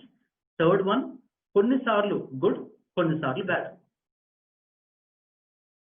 మనం ఫస్ట్ టైం ఫ్రీ రాడికల్స్ కోసం విన్నప్పుడు మన థాట్ ప్రాసెస్ ఎలా ఉంటుంది అంటే అది చాలా చాలా చాలా డేంజరస్, అందుకే మనం యాంటీ ఆక్సిడెంట్స్ తీసుకోవాలి. So we should not come to conclusion, అలా ఉండదండి. ఆన్సర్ ఏంటంటే థర్డ్ వన్, కొన్నిసార్లు మంచి చేస్తుంది, కొన్నిసార్లు చెడు చేస్తుంది. ఫైన్. అయితే ఏంటి ఫ్రీ రాడికల్? సార్ జాగ్రత్తగా ఆలోచించండి. మీ మైండ్లో ఆల్రెడీ ఏది ఎగ్జిస్టింగ్ ఇన్ఫర్మేషన్ ఉందో అది కొంతసేపు పక్కన పెడదాము. సైన్స్ ఏం చెప్తుందో ఒకసారి చూద్దాము. ఫ్రీ రాడికల్ అంటే ఇండిపెండెంట్ గా ఒక యాటమ్ ఉంటుంది. ఆ యాటమ్ లో కానీ అవుట్ సైడ్ ఆర్బిట్ లో కానీ అన్పేడ్ ఎలక్ట్రాన్స్ ఉంటాయి. ఇక్కడ ఒకసారి ఎగ్జాంపుల్ చూపిస్తాను. ఇక్కడ చూడండి, ఇదేదో సమ్ ఎక్స్ యాటమ్. ఈ యాటమ్ లో అవుటర్ మోస్ట్ వ్యాలెన్సీ ఎలక్ట్రాన్స్ చూస్తే కొన్ని మనకి పేరింగ్ కనిపిస్తున్నాయి కదండి, కానీ ఒక దగ్గర దీనికి పేరింగ్ లేదు.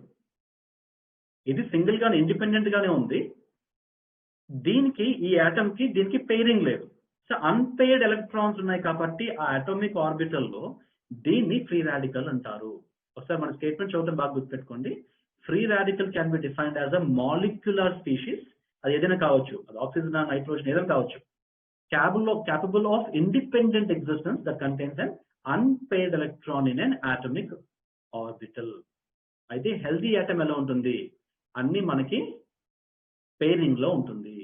దీన్ని మనం హ్యూమన్ సెల్ గా తీసుకుందాం ఫర్ ఎగ్జాంపుల్. ఇప్పుడు ఈ ఫ్రీ రాడికల్ బాధ ఏంటి? దానికి ప్రక్రియ ఏంటంటే నేచురల్ గా ఈ జత కోసం వర్క్ చేస్తూ ఉంటుంది. అంటే ఈ ఫ్రీ రాడికల్ వెళ్ళి ఈ హెల్దీ ఆటమ్ దగ్గర నుంచి బలవంతంగా పేరింగ్ కోసం ఎలక్ట్రాన్ ని లాగేసుకుంటుంది. ఐ రిపీట్, ఈ ఫ్రీ రాడికల్ వెళ్ళి ఆ హెల్దీ ఆటమ్ దగ్గరికి వెళ్ళి బలవంతంగా ఎలక్ట్రాన్ తీసుకుంటుంది. ఎప్పుడైతే ఎలక్ట్రాన్ తీసేసుకుందో ఈ ఫ్రీ రాడికల్ స్టేబుల్ అవుతుంది, కానీ ఈ సెల్ ఏమవుతుంది? డ్యామేజ్ అవుతుంది. అంటే ఫ్రీ రాడికల్స్ కానీ మన హ్యూమన్ సెల్ లోపలికి వెళ్ళిన తర్వాత హ్యూమన్ సెల్ లో ఉన్న ఎలక్ట్రాన్స్ ని పేరింగ్ గా తీసుకుంటుంది. ఎప్పుడైతే పేరింగ్ గా తీసుకుంటుందో కొన్ని డ్యామేజెస్ సెల్ లో జరుగుతాయి. అదైతే నెక్స్ట్ టైం చూద్దాం. Okay, this is the major one. అంటే ఒక హ్యూమన్ సెల్ డ్యామేజ్ సెల్ ఎప్పుడు అవుతుంది అంటే ఫ్రీ రాడికల్స్ ఉన్నప్పుడు ఆ పేరింగ్ కోసం బలవంతంగా తీసుకున్నప్పుడు మాత్రమే హ్యూమన్ సెల్ డ్యామేజ్ అవుతుంది. దీన్ని మనం ఫ్రీ రాడికల్ అని అంటారు. ఇంకొక పదం ఏంటంటే దానికి ఆక్సిడెంట్స్. ఓకే, అయితే యాంటీ ఆక్సిడెంట్స్ అంటే ఏంటి అంటే ఫ్రీ రాడికల్ ఎలా ఉంటుంది? ఇంత ఎఫెక్ట్ ఉంటుంది, మీరు గమనించి ఉండొచ్చు. ఫ్రీ రాడికల్స్ కానీ బాడీలో పెరుగుతుంటే ఇంత ఎఫెక్ట్ ఒక మనిషిలో ఉంటుంది. 60 years కి ఓల్డ్ ఏజ్ ఎఫెక్ట్ వచ్చిన రోజుల నుంచి 40 years కి ఓల్డ్ ఏజ్ ఎఫెక్ట్ కనబడుతుంది. అంటే ఫ్రీ రాడికల్స్ కొంతవరకు పాత్రని పోషిస్తాయి. అయితే యాంటీ ఆక్సిడెంట్స్ అని చాలాసార్లు అంటారు, పేర్లోనే ఉంది యాంటీ ఆక్సిడెంట్స్. ఇప్పుడు యాంటీ ఆక్సిడెంట్స్ నేచర్ ఎలా ఉంటుందంటే అది వెళ్ళి నేను వాలంటరీగా తన దగ్గర ఉన్న అవుటర్ మోస్ట్ ఎలక్ట్రాన్స్ అంటే ఆర్బిట్ లో ఉన్న ఎలక్ట్రాన్స్ ని వాలంటరీగా డొనేట్ చేస్తుంది. అంటే ఒక యాంటీ ఆక్సిడెంట్ వెళ్ళి ఫ్రీ రాడికల్ కి బాబు నువ్వు ఎలక్ట్రాన్ తీసుకో, స్టేబుల్ అవ్వు అని అంత కంఫర్టబుల్ గా ఎలక్ట్రాన్ ని డొనేట్ చేస్తుంది. దీన్ని మనం యాంటీ ఆక్సిడెంట్స్ అంటే ఇక్కడి నుంచి మళ్ళీ ఇక్కడికి రావాలి అంటే మనం యాంటీ ఆక్సిడెంట్స్ మనకి డొనేట్ చేయాలి. ఎప్పుడైతే యాంటీ ఆక్సిడెంట్ డొనేట్ చేస్తారో బాడీకి, దెన్ అగైన్ స్టార్ట్ రిజ్యూమినేటింగ్. ఎలా అవుతుందో మనం చెప్తాం. బెనిఫిట్స్ చూద్దాం. ఫ్రీ రాడికల్స్ ఎప్పుడు తప్పు అని చెప్పలేము. మన బాడీలో చాలా మట్టుకు ఒక ఏదైతే ఫంక్షన్ జరుగుతుందో ఫ్రీ రాడికల్స్ పాత్ర చాలా ఎక్కువ ఉంటుందండి. అంటే ఎలా దేని ఇన్ఫ్లుయెన్స్ చేస్తుంది? సెల్యులార్ సిగ్నలింగ్ చెప్తుంది. అంటే ఒక సెల్ నుంచి ఇంకొక సెల్ కి ఏదైతే సిగ్నలింగ్ వెళ్ళాలో ఆ సిగ్నలింగ్ మనకి ఫ్రీ రాడికల్ చేస్తుంది, అది ఇన్ఫ్లుయెన్స్ చేస్తుంది. 2, జెనెటిక్ ఎక్స్ప్రెషన్స్. డిఎన్ఏ చేసే పని ఏంటి? కొంత ఇన్ఫర్మేషన్ స్టోర్ చేసుకుంటుంది. ఒక మనిషి ఇన్ఫర్మేషన్ స్టోర్ చేసుకుంటుంది. ఈ పర్సన్ స్కిన్ టోన్ ఏంటి, లేకపోతే ఐ కలర్ ఏంటి, హెయిర్ కలర్ ఏంటి, ఇలాంటి చాలా informations about the physical and the mental stuff అక్కడ మనకి ఆ డిఎన్ఏలో స్టోర్ చేసుకుంటుంది. అది దాన్ని ఖచ్చితంగా ఈ ఆర్ఓఎస్ అనేది అనేది మనం చేసుకోవచ్చు. మూడవది ఇమ్యూన్ సిస్టమ్. ఇది చాలా బాగా నచ్చిన విషయం అండి. ఫర్ ఎగ్జాంపుల్ బ్యాక్టీరియా బాడీలోకి ఎంటర్ అయింది అనుకుందాం. ఇప్పుడు ఇమ్యూన్ సిస్టమ్ కదా, ఆ బ్యాక్టీరియాతో ఫైట్ చేయాలి. ఈ ఫ్రీ రాడికల్స్ వెళ్ళి ఇమ్యూన్ సిస్టమ్ చెప్తుంది, బాబు పడుకున్నావు కానీ ఒకసారి లే, లోపల ఎవరో ఎంటర్ అయ్యారు, ఇండికేషన్ ఇస్తుంది. ఫ్రీ రాడికల్స్ ఉంది. ఫ్రీ రాడికల్స్ మొత్తం మనం చెప్పడానికి లేదు. ఫ్రీ రాడికల్స్ మొత్తం మనం చచ్చిపోతే ఇమ్యూన్ సిస్టమ్ ఎంత యాక్టివేట్ అవుతుంది. అంటే అలాంటి చాలా పనులు అంటే సెల్ సిగ్నలింగ్ కానీ, ఇమ్యూన్ సిస్టమ్ కానీ, జెనెటిక్ ఎక్స్ప్రెషన్స్ కానీ చాలా ఇన్ఫ్లుయెన్స్ చేస్తాయి ఫ్రీ రాడికల్స్. అయితే కొంత మోతాదులో ఉంటే ఇదంతా కంఫర్టబుల్ గా ఉంటుంది. ఆ మోతాదు కానీ ఎక్కువైపోతే, ఆ కాన్సన్ట్రేషన్ ఆఫ్ ఫ్రీ రాడికల్స్ కానీ ఎక్కువైపోతే అప్పుడు అనర్థం జరుగుతుంది. అందుకే కొన్నిసార్లు ఫ్రీ రాడికల్స్ లిమిట్స్ లో ఉన్నప్పుడు, నార్మల్ లిమిట్స్ లో ఉన్నప్పుడు ఇది గుడ్ చేస్తుంది, కానీ ఓవర్ ద లిమిట్స్ పెరిగిపోయినప్పుడు ఇది బ్యాడ్ చేస్తుంది. అయితే యాక్చువల్ పదం ఏంటి ఈ ఫ్రీ రాడికల్స్ కంటే? రియాక్టివ్ ఆక్సిజన్ స్పీషీస్ అని అంటాము. నేను ఇక్కడ నైట్రోజన్ కోసం మాట్లాడటం లేదు, ఆక్సిజన్ మీదే మనం కాన్సన్ట్రేట్ చేద్దాం because it's big subject there. అయితే ఇప్పుడు బాగా గమనించాలి, ఇప్పుడు మైటోకాండ్రియాలో ఫుడ్ మనం తీసుకున్న తర్వాత ఫుడ్ బర్న్ అవ్వాలి. ఫుడ్ బర్న్ అవ్వాలంటే మనం ఏం కావాలి? ఆక్సిజన్ కావాలి. ఫర్ ఎగ్జాంపుల్ ఇంట్లో మనకి ఏదైనా ఫైర్ లిట్ అవ్వాలంటే దానికి ఆక్సిజన్ ఎలాగైతే హెల్ప్ఫుల్ అవుతుందో, మైటోకాండ్రియాలో ఏదైతే ఫుడ్ మనం బర్న్ అవ్వాలో, ఎనర్జీ ఏటీపీ ప్రొడ్యూస్ చేయడానికి అక్కడ మనకు ఆక్సిజన్ కావాలి. ఫస్ట్ ఏం జరుగుతుంది అంటే ఆక్సిజన్ O2 కదండి, ఆక్సిజన్ అంటే ఈ O2 మనకి లోపల అంటే ఫంక్షన్ సెల్యులార్ రెస్పిరేషన్ జరుగుతున్నప్పుడు ఆక్సిజన్ గ్యాస్ ఏం చేస్తుందంటే ఒక ఎలక్ట్రాన్ తీసుకుంటుంది. ఆ ప్రక్రియను దాన్ని మనం ఎలక్ట్రాన్ ట్రాన్స్పోర్ట్ చైన్ అని అంటాం. I'm not getting into it. ఈ ప్రాసెస్ ఏమవుతుందంటే ఆల్రెడీ O2 లోపలికి వెళ్ళిన తర్వాత ఎలక్ట్రాన్ తీసుకుంటుంది నేచురల్ గా. అది ఎప్పుడైతే ఎలక్ట్రాన్ తీసుకుంటుందో మనకి తెలుసు O2 అనేది స్టేబుల్ గా ఉంటుంది అని. ఇప్పుడు O2 ఒక ఎలక్ట్రాన్ ఇచ్చామనుకోండి, అంటే ఇప్పుడు అన్బ్యాలెన్స్డే కదా, అన్స్టేబుల్ ఆటమే కదా. ఇప్పుడు ఈ పర్టిక్యులర్ ఎక్స్ట్రా ఉన్న ఎలక్ట్రాన్ కోసం పేరింగ్ కోసం వెతుక్కుంటుంది కదా. అలాగా ఆక్సిజన్ పేరింగ్ ఎలక్ట్రాన్ రావడం వల్ల పేరింగ్ కోసం వెతుక్కోవడం మొదలు పెడుతుంది. అందుకే అది రియాక్ట్ అవుతూ ఉంటుంది, పేరింగ్ కోసం వెతుక్కుంటుంది. అలాగే ఫస్ట్ వచ్చే ఫ్రీ రాడికల్ అంటే రియాక్టివ్ ఆక్సిజన్ స్పీషీస్ లో మనకు వచ్చేది సూపర్ ఆక్సైడ్ ఆనియాన్. ఓకే, ఆ నెక్స్ట్ ఫేజ్ లో ఇంకా పెరిగిపోతే, ఇంకా ఎలక్ట్రాన్స్ యాడ్ చేయడం మొదలు పెడుతూ ఉంటే ఏం జరుగుతుంది అంటే రెండవది వస్తుంది హైడ్రోజన్ పెరాక్సైడ్, H2O2. H2O2 అంటాం. ఇంకా ఎలక్ట్రాన్స్ యాడ్ చేస్తే మనకి హైడ్రాక్సిల్ రాడికల్ అనేది వస్తుంది. అంటే మీరు గమనించి చాలా ఫ్రీ రాడికల్స్ ఉంటాయి, అయితే రియాక్టివ్ ఆక్సిజన్ స్పీషీస్ చాలా ఉంటాయి. దాంట్లో ఈ 3 చాలా ఎక్కువ పాత్ర పోషిస్తాయి. మళ్ళీ చెప్తున్నాను, మైటోకాండ్రియాలో O2 ఎలక్ట్రాన్ తీసుకున్న తర్వాత ఎప్పుడైతే ఒక ఆటమ్ స్టేబుల్ ఆటమ్ ఎలక్ట్రాన్ తీసుకుందో అది అన్స్టేబుల్ గా మారుతుంది. దాన్ని మనం రియాక్టివ్ అంటాము. అందులో వచ్చిన ఫస్ట్ రియాక్టివ్ ఆక్సిజన్ స్పీషీస్ లో సూపర్ ఆక్సైడ్ ఆనియాన్ వస్తుంది. ఇది ఇంకా ఎలక్ట్రాన్ తీసుకుంటే హైడ్రోజన్ పెరాక్సైడ్ గా మారుతుంది. ఇది ఇంకా ఎలక్ట్రాన్ తీసుకుంటే హైడ్రాక్సిల్ రాడికల్ గా మారుతుంది. అయితే ఇప్పుడు మనం అర్థం చేసుకోవాల్సింది ఏంటంటే ఈ మూడిట్లో ఈ 3 ఫ్రీ రాడికల్సే. అయితే ఈ రెండిటిని మనం రియాక్టివ్ అని అంటాము, దీన్ని మాత్రం రాడికల్ అంటాను. ఎక్కడ నేను ఇక సూపర్ ఆక్సైడ్ రాడికల్ అని రాయలేదు, హైడ్రోజన్ పెరాక్సైడ్ రాడికల్ అని రాయలేదు, కానీ హైడ్రాక్సిల్ రాడికల్ అని రాశాను. ఎందుకు ఈ రెండింటిని మనం రియాక్టివ్ అంటాము, ఇది ఎందుకు రాడికల్ అంటాము? సింపుల్ టు అండర్స్టాండ్, ఇది వర్డ్ అర్థం చేసుకోవచ్చు. చూడండి, కొన్నిసార్లు మనం ఒకరింటికి వెళ్తాం, బాగానే డిస్కషన్స్, ఫ్రెండ్స్ ఇంటికి వెళ్తాము, బాగానే డిస్కషన్స్ అవుతాయి. ఎక్కడో మనకి కమ్యూనికేషన్ గ్యాప్ అనేది వస్తుంది. కమ్యూనికేషన్ గ్యాప్ వచ్చిన తర్వాత అవతలి వాళ్ళ ఈగోయిస్టిక్ పర్సన్స్ అనుకోండి, ఏమవుతుంది? తగు మొదలవుతుంది. మనకి ఎప్పుడు డౌట్ వస్తుంటే నేను ఏం చేయలేదు కదా, వాడు నాకు ఎందుకు తగ్గు పెట్టుకున్నాడని. ఈ రెండు అవి చేస్తాయి. అంటే మనం వాటి దగ్గరికి వెళ్తే అవి తగ్గు పెట్టుకుంటాయి. కానీ వీడు అలా కాదు, వాడు మన ఇంటికి వస్తాడు, తగ్గు పెట్టుకుని వెళ్ళిపోతాడు. ఎందుకు వచ్చాడు, ఎందుకు తగ్గు పెట్టుకుంటాడు మనకు అర్థం కాదు. వీటన్నిటికి రియాక్టివ్ అంటారు. అంటే ఎప్పుడైనా హ్యూమన్ సెల్స్ వీటి దగ్గరికి వస్తే మాత్రమే ఇవి హ్యూమన్ సెల్స్ దగ్గర నుంచి లాక్కుంటాయి. కానీ హైడ్రాక్సిల్ రాడికల్ కాదు, ఇష్టానుసారంగా వెళ్ళిపోయి ఎక్కడ దొరికితే లాగేసుకుంటూ ఉంటుంది electron to make it self stable. అయితే మనం ఏదైతే మైటోకాండ్రియా ఆక్సిజన్ పీల్చుకుందో, O2 ఏదైతే ఎంటర్ అయిందో మైటోకాండ్రియాలోకి, అందులో 2 to 4% ఆఫ్ ఆక్సిజన్ మాత్రమే మనకి ROS గా కన్వర్ట్ అయిపోతుంది. ఓకే, మిగతాదంతా మనకి ATP ప్రొడక్షన్ లో మెటబాలిక్ ఫేజ్ బయటకు పంపించడానికి మనకు ఉపయోగపడుతుంది. అయితే ఫ్రీ రాడికల్స్ అందరూ ఒకసారి చాట్ బాక్స్కి రండి. అయితే ఆ 3 ఫ్రీ రాడికల్స్ అంటే సూపర్ ఆక్సైడ్ ఆనియాన్ కానీ, హైడ్రోజన్ పెరాక్సైడ్ కానీ, హైడ్రాక్సిల్ రాడికల్స్ కానీ, ఈ 3 తక్కువ మోతాదులో ఉండాలా, ఎక్కువ మోతాదులో ఉండాలా అనేది దేని మీద డిపెండ్ అయి ఉంటుంది? వీటన్నిటి మీద డిపెండ్ అయి ఉంటుంది. స్ట్రెస్ ఫస్ట్ పాయింట్ మాట్లాడుతున్నాను. ఇక్కడ స్ట్రెస్ అంటే నేను నెగిటివ్ స్ట్రెస్ కోసం మాట్లాడుతున్నాను. అందరూ చాట్ బాక్స్ ఓపెన్ చేశారు కదా, నేను క్వశ్చన్ అడుగుతాను, క్వశ్చన్ ని జాగ్రత్తగా అర్థం చేసుకోండి. అర్థం చేసుకొని మీరు మీ ఆన్సర్ టైప్ చేయండి. 1 minute టైం తీసుకోండి పర్వాలేదు, 1 minute టైం తీసుకోండి పర్వాలేదు, ఆలోచించి మీరు ఆన్సర్ చెప్పండి. Negative stress. ఇప్పుడు 2 సిచ్యుయేషన్స్ తీసుకుందాం. ఫస్ట్ సిచ్యుయేషన్, మన ఆఫీస్లో బాస్తో మనకి తగువైంది. మన ఆఫీస్లో మన బాస్తో తగువైంది. మైండ్ అండ్ బాడీ డిస్టర్బ్ అవుతుంది కదా, కొంత అన్ఈజీనెస్ వస్తుంది. ఓకే ఫైన్, ఇది ఫస్ట్ కేస్. ఇంటికి వచ్చాము, ఆ మూడ్తో మన ఇంటికి వచ్చాము, సంథింగ్ కమ్యూనికేషన్ గ్యాప్ వచ్చింది, మన భార్యతో కానీ భర్తతో కానీ తగువైంది. మళ్ళీ మన మైండ్ బాడీ మళ్ళీ డిస్టర్బ్ అవుతుంది, అన్ఈజీనెస్ గురవుతుంది.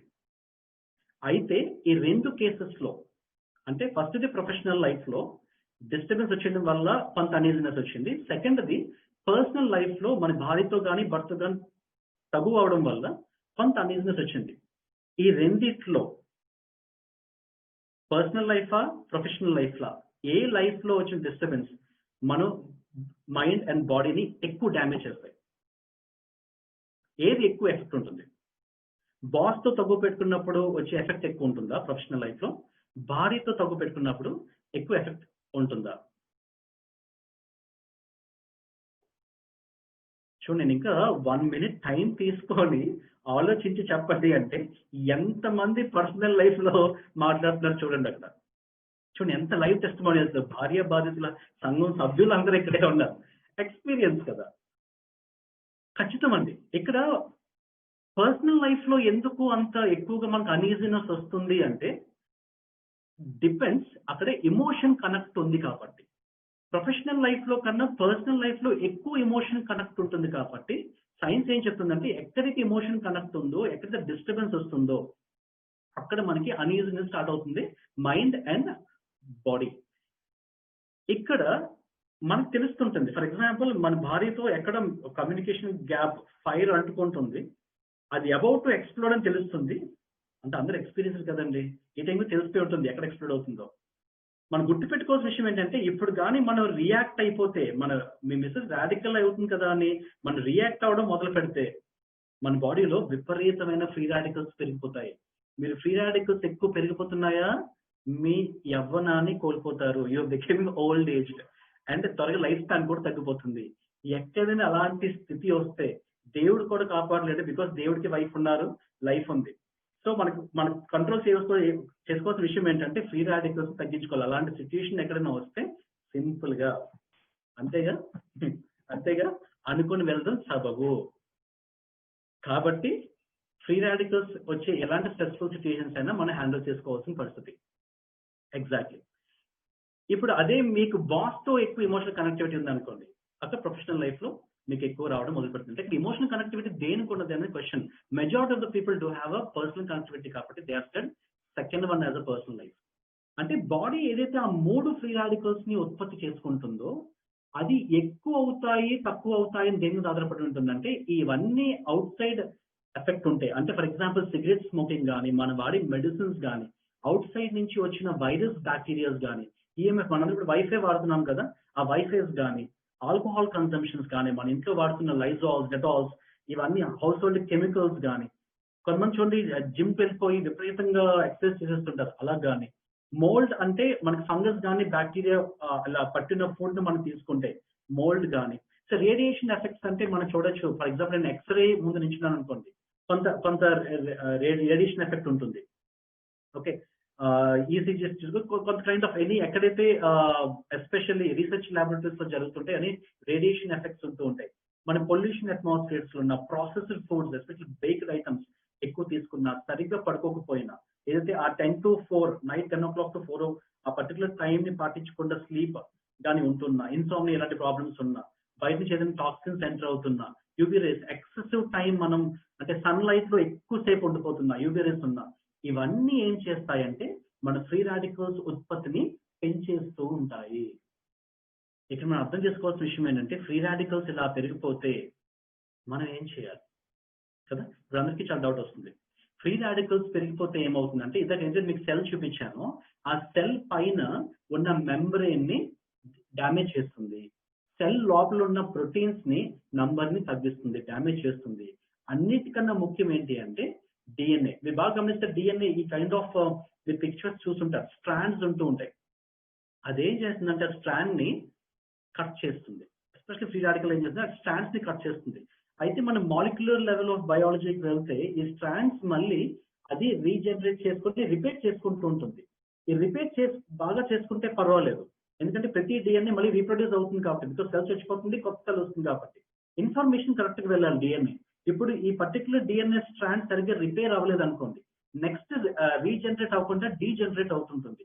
అది మ్యూటేషన్స్ కి అంటే రూపాంతరం చెందుతూ ఉంటుంది. అలా మ్యూటేషన్స్ కానీ రాంగ్ గా వెళ్తే that's how it leads to cancer. అందుకే మనం చాలా చెప్తుంటాం ఏంటంటే ఫ్రీ రాడికల్స్ పెరిగిపోతూ ఉంటే ఈ పర్టికులర్ స్ట్రాండ్స్ ని తెంపుతూ ఉంటుంది కాబట్టి డిఎన్ఏ. ఎప్పుడైతే డిఎన్ఏ డ్యామేజ్ అవుతుందో నెక్స్ట్ వచ్చే సెల్స్ ప్రొడక్షన్ లో రీప్రొడక్షన్ జరుగుతున్నప్పుడు సరిగ్గా మనకి కాపీయింగ్ జరగదు. సరిగ్గా కాపీయింగ్ జరగకపోతే that's how it leads to the cancer అని సింపుల్ గా మనం చెప్తాం. దట్స్ హౌ ఫ్రీ రాడికల్స్ ని ఎప్పుడు ఒక మోతాదు కన్నా ఎక్కువ మోతాదులో మనం అలో చేయడానికి లేదు. ఇలాంటివి మనం మాట్లాడుకున్న ఎలాంటి డిజీజ్ అయినా, డయాబెటీస్ మెలిటస్ అంటే షుగర్ అనుకుందాము, మల్టిపుల్ అంటే ఈ సో కాల్డ్ సెరోసిస్ అంటే ఏంటంటే, స్క్లెరోసిస్ అంటే మనకి బ్రెయిన్ నుంచి బ్యాక్ బోన్ కి ఉన్న ఆ నర్వస్ సిస్టమ్ ని మనం స్క్లెరోసిస్ అంటూ ఉంటాం. తర్వాత ఆస్తమా కానీ, అంటే లంగ్స్ ఇష్యూస్ కానీ, క్యాన్సర్ కానీ, న్యూరోజెనరేటివ్ చూడండి మనకి మర్చిపోతుంటారు, అల్జీమర్స్ అంటే పార్కిన్సన్స్ డిజీజ్, ఇలాంటివి అంటే నర్వస్ సిస్టమ్ బ్రెయిన్ సంబంధించిన సిస్టమ్ కానీ, కార్డియోవస్కులర్ అంటే మనకి హార్ట్ కి సంబంధించిన థింగ్స్ కానీ, రుమటైడ్ ఆర్థరైటిస్ అంటే బోన్స్ ఇష్యూస్ కానీ, క్రానిక్ ఇన్ఫ్లమేషన్స్ కానీ, తర్వాత ఎస్పెషల్లీ ఏజింగ్ కానీ, ఇవన్నీ ఫ్రీ రాడికల్స్ ఇచ్చిన ఎఫెక్ట్ వల్లే వస్తాయి. చాలాసార్లు మనం ఏం చేస్తుంటామంటే పిహెచ్ ఇన్ఫర్మేషన్ చెప్తున్నప్పుడు, పిహెచ్ అసిడోసిస్ కండిషన్ చెప్తున్నప్పుడు ఇవన్నీ మనం లిస్ట్ అవుట్ చేస్తాము. కానీ అక్కడ కన్నా ఓఆర్పి దగ్గర మనం లిస్ట్ అవుట్ చేసుకుంటుంటే దానికి ఎక్కువ మైలేజ్ ఉంటుంది. One small correction we have to do in our presentations. ఇవన్నీ బేసిక్ సైన్స్ ఏం చెప్తుందంటే ఆర్ఓఎస్ అంటే రియాక్టివ్ ఆక్సిజన్ స్పీషీస్ వల్ల రూట్ కాజ్ వల్ల వచ్చిన డిసీజెస్. అయితే సరే ఫ్రీ రాడికల్స్ ఉన్నాయి, మనం ఏం చేయాలి? మనం ఏం చెప్తాం జనరల్ గా, సార్ మీరు డైలీ ఎక్సర్సైజ్ చేయాలి. నేను ఇక్కడ ఎక్సర్సైజ్ చేయమని చెప్పలేదండి, డైలీ ఎక్సర్సైజ్ చేయమని చెప్తాను. ఫర్ ఎగ్జాంపుల్ ఫస్ట్ డే నేను ఎక్సర్సైజ్ చేశాను, ఎక్సర్సైజ్ చేస్తే లోపల ఫ్రీ రాడికల్స్ పెరుగుతాయి, నేచురల్ గా పెరుగుతాయి. అలాగే ఆ ఫ్రీ రాడికల్స్ ని తగ్గించడానికి బాడీ స్వతహాగా కొంత యాంటీ ఆక్సిడెంట్స్ డెవలప్ చేసుకుంటూ ఉంటాయి. ఇప్పుడు క్వశ్చన్ ఏంటంటే ఈ యాంటీ ఆక్సిడెంట్స్ వెళ్ళి ఫ్రీ రాడికల్స్ ని సప్రెస్ చేస్తాయి. డే 1 లో జరుగుతుంది. డే 2 లో మళ్ళీ మీరు ఎక్సర్సైజ్ స్టార్ట్ చేశారు, మీకు మళ్ళీ ఫ్రీ రాడికల్స్ పెరిగితే మళ్ళీ anti oxidant defence system introduce అయ్యి మళ్ళీ ఫ్రీ రాడికల్స్ ని స్టేబుల్ చేస్తుంది. థర్డ్ డే, ఫోర్త్ డే అలా వెళ్తున్న కొద్ది ఏమవుతుందంటే ఫ్రీ రాడికల్ ప్రొడక్షన్ నేచురల్ గా ఒక్కసారి బాడీకి అడాప్టబుల్ అయిన తర్వాత ఫ్రీ రాడికల్ ప్రొడక్షన్ తగ్గుతుంది. అంటే తగ్గుతుంది అనే మాట అనుకోవడం కన్నా యాంటీ ఆక్సిడెంట్స్ ప్రొడక్షన్ పెరుగుతుంది. అంటే మీరు రోజు బాడీకి ఒక కైండ్ ఆఫ్ ఎన్వైరన్మెంట్ క్రియేట్ చేశారు, ఎలాంటి సిచ్యుయేషన్స్ అయినా ఫ్రీ రాడికల్స్ పెరిగితే యాంటీ ఆక్సిడెంట్స్ ఉత్పత్తి అవ్వాలి. అంటే మీకు బాడీలో స్వతహాగా యాంటీ ఆక్సిడెంట్స్ ఉత్పత్తి అవ్వాలి అంటే మీరు రోజు ఎక్సర్సైజ్ చేయాలి. That is how it's got related. అయితే బాడీలో యాంటీ ఆక్సిడెంట్స్ ఉంటాయి. ఈ వర్డ్ మనకు అర్థం చేసుకోండి. ఫర్ ఎగ్జాంపుల్ మనకు ఫస్ట్ సూపర్ ఆక్సైడ్ యానయాన్ ఉంది కదండి. ఈ సూపర్ ఆక్సైడ్ యానయాన్ బాడీ వల్ల అంటే నేచురల్ గా సెల్ కదా ప్రొడ్యూస్ చేసుకుంది. అంటే ఈ సెల్ ప్రొడ్యూస్ చేసుకుంది కాబట్టి మళ్ళీ సెల్ దే రెస్పాన్సిబిలిటీ ఈ సూపర్ ఆక్సైడ్ యానయాన్ ని మళ్ళీ మనం సప్రెస్ చేయడం. అప్పుడు ఫస్ట్ మనకి సూపర్ ఆక్సైడ్ డిస్మిటేజ్ అని ఒక యాంటీ ఆక్సిడెంట్ ఉత్పత్తి అవుతుంది. సూపర్ ఆక్సైడ్ యానయాన్ ఉత్పత్తి అయిన తర్వాత ఏదైతే మనకి బాడీలో ఫంక్షనింగ్ చేస్తారో డిజైర్ లెవెల్స్ ఉంటే పర్వాలేదు, డిజైర్ లెవెల్స్ కన్నా ఎక్కువ ఉంటే అప్పుడు ఏమవుతుందంటే బాడీ స్వతహాగా మళ్ళీ సెల్లే యాంటీ ఆక్సిడెంట్ డెవలప్ చేసుకుంటుంది, సూపర్ ఆక్సైడ్ డిస్మిటేజ్. ఇది సూపర్ ఆక్సైడ్ యానయాన్ కి. ఇప్పుడు మనకి ఏమవుతుంది, సెకండ్ లెవెల్ ఆఫ్ సెల్స్ కి వెళ్తే మనకి ఏమవుతుంది, హైడ్రోజన్ పెరాక్సైడ్ అనేది ఉత్పత్తి అవుతుంది. ఆ హైడ్రోజన్ పెరాక్సైడ్ కి దాన్ని తగ్గించడానికి మనం క్యాటలైజ్ అని గ్లూటాథియోన్ పెరాక్సిడేస్ అని ఒక 2 ఎంజైమ్స్ ఉత్పత్తి అవుతాయి. ఇవన్నీ ఎంజైమాటిక్ రియాక్షన్స్ అని అంటాం. Not getting in to depth, ఈ ఇన్ఫర్మేషన్ మనకు సరిపోతుంది. అంటే super oxide యానయాన్ free radical control చేయాలంటే సూపర్ ఆక్సైడ్ డిస్మిటోజ్ అని ఎస్ఓడి అంటాము. హైడ్రోజన్ పెరాక్సైడ్ మనం కంట్రోల్ చేయాలంటే క్యాటలిజన్ గ్లూటాథియోన్ పెరాక్సిడేస్ అని. అంటే అవుట్పుట్ ఆఫ్ అంటే ఒకసారి ఏమవుతుందంటే ఒకసారి ఈ సూపర్ ఆక్సైడ్ డిస్మిటోజ్ యానయాన్ కి రియాక్ట్ అయిన తర్వాత దీని అవుట్పుట్ ఏమిటి అంటే వాటర్ H2O గా వస్తుంది. అలాగే క్యాటలిస్ట్ డిస్మిటేజ్ గ్లూటాథియోన్ కూడా వర్క్ చేస్తున్నప్పుడు ఈ H2O2 కూడా వాటర్ గానే వెళ్తుంది. అంటే నేచురల్ గా ఈ ఫ్రీ రాడికల్స్ అన్ని వాటర్ గానే కన్వర్ట్ అవుతాయి అట్ దట్. కానీ ఈ హైడ్రాక్సిల్ రాడికల్ ఏముందో దీన్ని మాత్రం ఎవరు ఏమీ చేయలేరు. ఈ పాయింట్ మీరు అర్థం చేసుకోవాలి. బాడీకి స్వతహాగా నేచురల్ డిఫెన్సివ్ మెకానిజం ఈ హైడ్రాక్సిల్ రాడికల్ ని కంట్రోల్ చేయడానికి లేదు. అయితే అందుకే ఏం చెప్తారు, బయట నుంచి ఇప్పుడు యాంటీ ఆక్సిడెంట్స్ తీసుకోవాలి. నేచురల్ డిఫెన్సివ్ మెకానిజం లేదు కాబట్టి హైడ్రాక్సిల్ రాడికల్ కంట్రోల్ చేయడానికి ఇది హైలీ రాడికల్ గా ఉంటుంది, హైలీ రియాక్టివ్ గా ఉంటుంది. కాబట్టి దీని వల్లే ఏదైతే మనం ఫ్రీ రాడికల్ చెప్తున్నామో, ఎంత డ్యామేజ్ చేస్తున్నామో ఈ రాడికల్ వల్లే ఎక్కువ డ్యామేజ్ జరుగుతుంది one compare to the superoxide anion and hydrogen peroxide. అయితే నేచురల్ డిఫెన్సివ్ మెకానిజం ఏం లేదు కాబట్టి that's why doctors always suggest us to go for the antioxidant from the outside. Outside కి వచ్చేటప్పటికి మనకి ఇలా కనబడతాయి. ఇప్పుడు ఆల్రెడీ చూసాం, ఎస్ఓడి అని, క్యాటలిజ్ అని, గ్లూటాథియోన్ పెరాక్సిడేస్ అని, ఈ 3 ప్రైమరీ ఎంజైమ్స్ అని అంటారు. అంటే బాడీ ఉత్పత్తి చేసుకుంటుంది. అయితే ఈ మిగతా 4 క్యాడర్స్ ఇవన్నీ సెకండరీ యాంటీ ఆక్సిడెంట్ ఎంజైమ్స్. అంటే మనం తీసుకున్న తర్వాత బయట నుంచి తీసుకుంటాం. ఫర్ ఎగ్జాంపుల్ మనం ఏం చెప్తాం, బెస్ట్ యాంటీ ఆక్సిడెంట్ కింద వైటమిన్ సి చెప్తాం. సో వైటమిన్ ఏ కానీ వైటమిన్ సి కానీ, ఏస్ అంటాం, ఏ కానీ సి కానీ ఈ కానీ, తర్వాత ప్రోటీన్స్ కానీ మినరల్స్ కానీ, ఇవన్నీ మనకి యాంటీ ఆక్సిడెంట్స్ వస్తాయని చెప్తాం. అయితే ఇవన్నీ దేని మీద యాక్ట్ అవుతాయి? ఈ 3 కేటగిరీస్ అంటే మళ్ళీ ఆ సూపర్ ఆక్సైడ్ యానియాన్ మీద, తర్వాత ఈ హైడ్రోజన్ పెరాక్సైడ్ మీద ఎక్కువగా యాక్ట్ అవుతాయి. ఆ 3 హైడ్రాక్సిల్ రాడికల్ మీద అంత ఎక్కువగా యాక్ట్ అవ్వవు. ఏది ఎక్కువగా యాక్ట్ అవుతుంది అంటే గ్లూటాథియోన్ CO-10 అంటాం. ఇది యాక్చువల్గా ఎక్కువ ఉంటుంది టొమాటోస్ లో కానీ. చూడండి ఇప్పుడు బ్రోకలీ అంటున్నాము, అవకాడోస్ కానీ, ఎస్పెషల్లీ డ్రై ఫ్రూట్స్. మీరు నాకు చెప్పండి, డ్రై ఫ్రూట్స్ రోజు ఎన్నిసార్లు ఎంతమంది తింటున్నారు? ఎప్పుడో గుర్తొచ్చినప్పుడు తింటున్నాం. కానీ all dry fruits are rich with this kind of CO-10 అంటే గ్లూటాథియోన్. ఇది H2 మన హైడ్రాక్సిల్ రాడికల్ మీద ఎక్కువ ఎఫెక్ట్ అవుతుంది. అంటే మనం అర్థం చేసుకుంది ఏంటంటే ఏదైతే యాంటీ ఆక్సిడెంట్స్ తీసుకుంటున్నామో ఆ యాంటీ ఆక్సిడెంట్స్ హైడ్రాక్సిల్ రాడికల్ మీద ఎక్కువ ఎఫెక్ట్ అయినట్టు మనం మన ఎన్వైరన్మెంట్ ని సృష్టించుకోవటం లేదు. అంటే బయట నుంచి మనం యాంటీ ఆక్సిడెంట్స్ తీసుకుంటున్నాం. రోజు మీరు ఒక అన్కుక్డ్ వెజిటబుల్, ఒక ఫ్రూట్ తీసుకుంటున్నారా? ఐ రిపీట్, రోజు మీరు అట్లీస్ట్ 1 అన్కుక్డ్ వెజిటబుల్, ఒక ఫ్రూట్ తీసుకుంటున్నారా? తీసుకుంటే కొంత యాంటీ ఆక్సిడెంట్స్ బాడీకి వెళ్తుంటాయి. అర్థం చేసుకోండి ఫ్రెండ్స్. అయితే ఇవన్నీ ఉన్నా కూడా హైడ్రాక్సిల్ రాడికల్ ని ఏమీ చేయలేని పరిస్థితి. అందుకే మనం ఇంత ఇప్పుడు పీపుల్ ఆర్ ఎర్నింగ్ మనీ అండి. Point is not earning money, people earning money. People బయట నుంచి కొనుక్కుంటున్నారు, తింటున్నారు, అయినా కూడా ఇన్ని డిసీజెస్ ఎందుకు వస్తున్నాయి? బాగానే వాటర్ తాగుతున్నాము, బాగానే ఇంట్లో అట్మాస్ఫియర్స్ ఉంటున్నాయి, అండ్ తర్వాత మంచి మంచి ఫుడే తింటున్నాము. People are becoming health conscious. అయినా పీపుల్ ఎందుకు ఓల్డ్ ఏజ్ లా కనబడుతున్నారు? ఎందుకు డిసీజెస్ వాళ్ళకి వెనక్కి రావడం లేదు? ఎందుకు హాస్పిటల్స్ ఎక్కువ వెళ్ళవలసి వస్తుంది? ఎందుకంటే ఎన్నోఫ్ యాంటీ ఆక్సిడెంట్స్ అన్ని ఆ హైడ్రాక్సిల్ రాడికల్ కి సమాధానం ఇవ్వలేకపోతున్నాయి. సో మనిషికి ఏమీ చేయలేని సందర్భం, ఇలా ఒక నిస్సహాయ స్థితిలో ఉన్నప్పుడు ఈ హైడ్రాక్సిల్ రాడికల్ మనిషిని ఇంకా ఇంకా ఇంకా కొంగు తీస్తున్నప్పుడు, అలా హెల్ప్లెస్ సిచ్యుయేషన్స్ ఉన్నప్పుడు there come are the most hero. That's what we call hydrogen gas.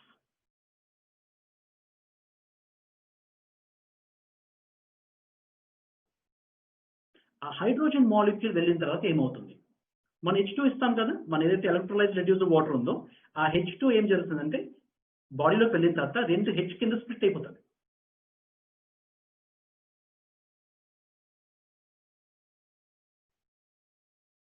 H2 కింద స్ప్లిట్ అవుతుంది. బాగా గమనించచ్చు కదా, మనం ఎప్పుడు వాటర్ తీసుకుంటాం H2లో ఆ H కింద స్ప్లిట్ అవుతుంది. ఇప్పుడు ఒక్కొక్క H ఒక డాట్ OH అంటే హైడ్రాక్సిల్ రాడికల్ కి మీకు ఎలక్ట్రాన్ ని షేర్ చేస్తుంది.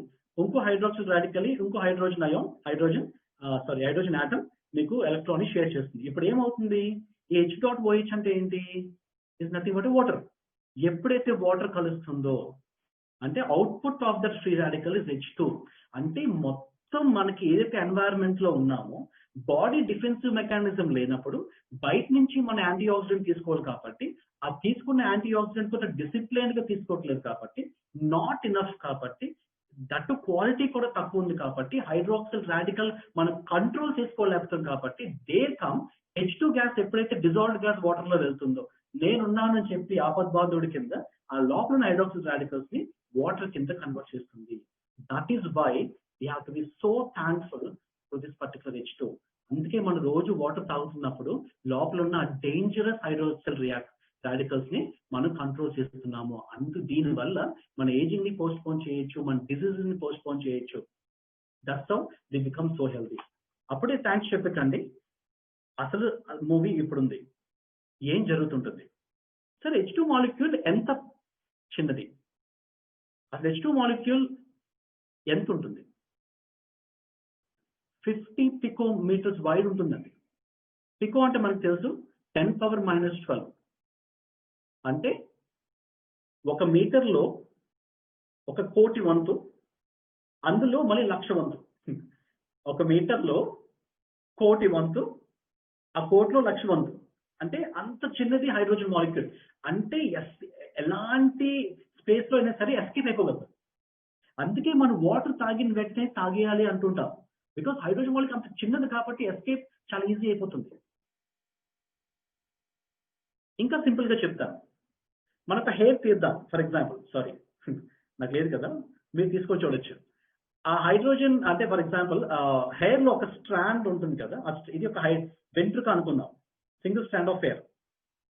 ఇక్కడ నేను విత్ చూద్దాం అంటే ఆ పర్టికులర్ వెంట్రుక ఎంత మందంలో ఉంది అంటే ఆ మందంలో మనం ఎన్ని మాలిక్యూల్స్ మనం పెట్టగలము అని చూస్తే 30 లక్షల H2 మాలిక్యూల్స్ ఈ స్పేస్ లో మనం సర్దియచ్చు. మళ్ళీ రిపీట్ చేస్తాను, ఈ మందంలో 30 లక్షల H2 మాలిక్యూల్స్ ని మనం అకామిడేట్ చేయొచ్చు. అంటే H2 మాలిక్యూల్ అంత చిన్నది కానీ చాలా పవర్ఫుల్ గా ఉంటుంది. ఎంత పవర్ఫుల్ గా ఉంటుందంటే ఈ రోజు మొత్తం ప్రపంచంలో ఏదైతే thousands and thousands of journals ఉన్నాయో ఆ జర్నల్స్ చూస్తే మనిషికి, యానిమల్స్ కి, హ్యూమన్ బీయింగ్స్ కి, యానిమల్స్ కి కలిపి 170 డిజీజ్ మోడల్స్ ఉన్నాయి H2 థెరపీని వాడుతున్నందుకు. అంటే ఆల్మోస్ట్ మన బాడీలో ప్రతి ఆర్గన్ కి థెరపీని ఇవ్వచ్చు అని జర్నల్స్ చెప్తూ ఉన్నాయి. అంటే మీరు చాలా చాలా గర్వంగా చెప్పొచ్చు, H2 has a positive note on the body once we consume. It is going to act for sure. Delay అవుతుంది కానీ డినై అవ్వదు. మళ్ళీ చెప్తానండి, డిలే అవుతుంది కానీ డినై అవ్వదు. ఖచ్చితంగా యాక్ట్ చేస్తుంది. కానీ time depending upon the persons seriousness of the particular cellular metabolism బట్టి అది ఆధారపడి ఉంటుంది. అందుకే ఎనర్జిక్ చాలా క్లియర్ గా క్లెయిమ్ చేస్తుంది, మీరు దయచేసి ఎటువంటి మెడికల్ క్లెయిమ్స్ ఇవ్వద్దు. అంటే we never know what is the business model inside. ఖచ్చితంగా అవుతుంది బట్ ఇట్ టేక్స్ టైం. అందుకే మనకి we have lots and lots of our own testimonials. కానీ మనం ఎక్కడ క్లెయిమ్ చేయడానికి లేదు. ఎందుకు క్లెయిమ్ చేయడానికి లేదు? ఇక్కడ మీకు ఐ గివ్ ఎన్ ఎక్స్ప్లెనేషన్. సరే, మనం వాటర్ తాగుతాం కదా,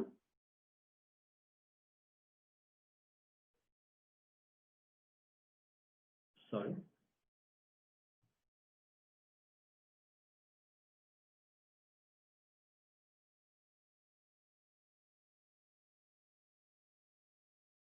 H2 is very much smart అండి.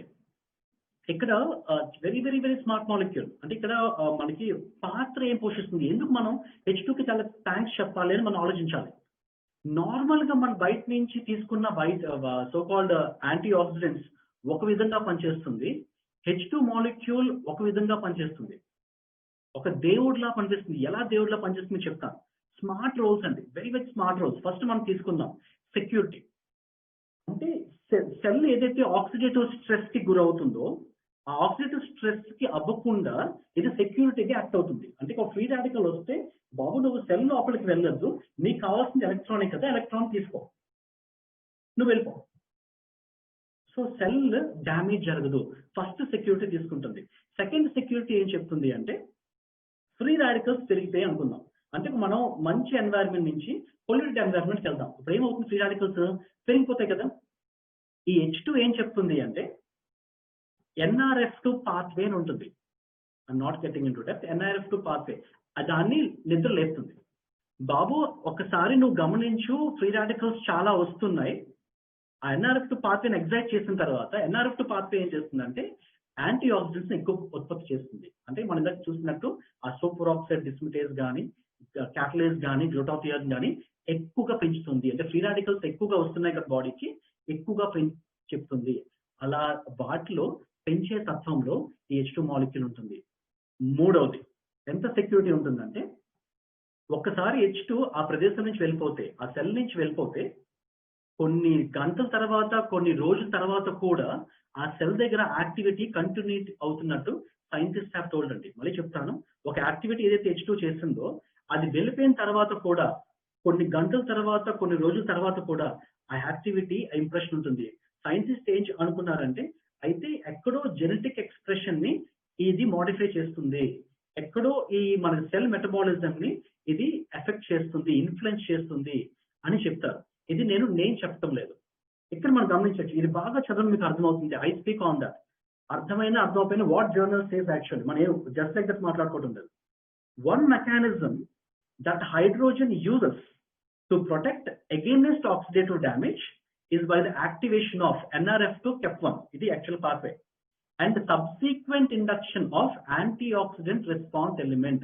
ఈ ARE నే మనకి యాంటీఆక్సిడెంట్స్ ఉత్పత్తి చేస్తుంది, which leads to the production of various cytoprotective proteins like glutathione, catalase, superoxide dismutase and the peroxidase and the oxidase. ఇక్కడ మీకు అర్థమవుతుంది కదా, అంటే ఇది సైటోప్రొటెక్టివ్ గా వర్క్ చేస్తుంది. అంటే కొన్ని రోజుల తర్వాత కూడా ఆ జెనెటిక్ ఎక్స్ప్రెషన్ ని ఇది క్యారీ ఫార్వర్డ్ చేస్తుంది. That is why we have to be so thankful to H2. సరే, రెండో చూద్దాం. స్మార్ట్ లో M అంటే ఏంటో చూద్దాం. మెసెంజర్ అండి. M stands for messenger. For example, ఒక అపార్ట్మెంట్కి వెళ్దాం. అంటే సపోజ్ ఈడేం చేస్తాడంటే, ఈ హైడ్రోజన్ అన్నవాడు అపార్ట్మెంట్లో ఉన్న వాళ్ళందరికీ హాయ్ చెప్తూ ఉంటాడు.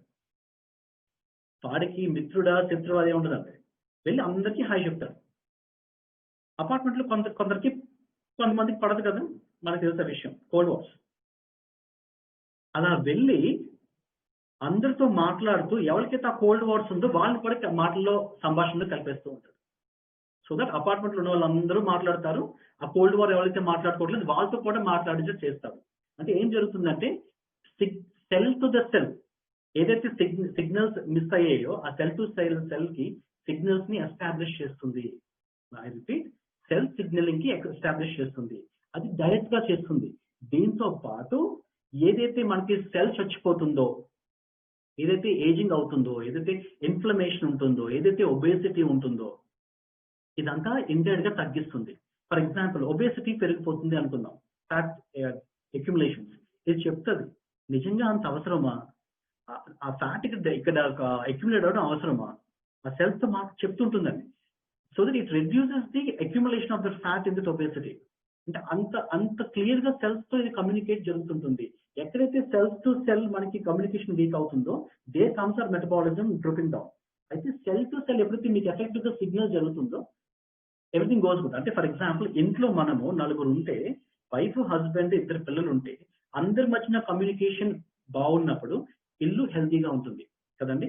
సిమిలర్లీ సెల్ఫ్ మధ్యన ఎప్పుడైతే సిగ్నల్స్ హెల్తీగా ఉంటుందో ఓవరాల్ గా ఈ సిస్టమ్ ఎఫెక్టివ్ గా ఉంటుంది. That's what exactly this messenger do అండి. Thanks to H2 for that అండి. నేను చెప్పడం లేదు, ఇక్కడ చూడండి.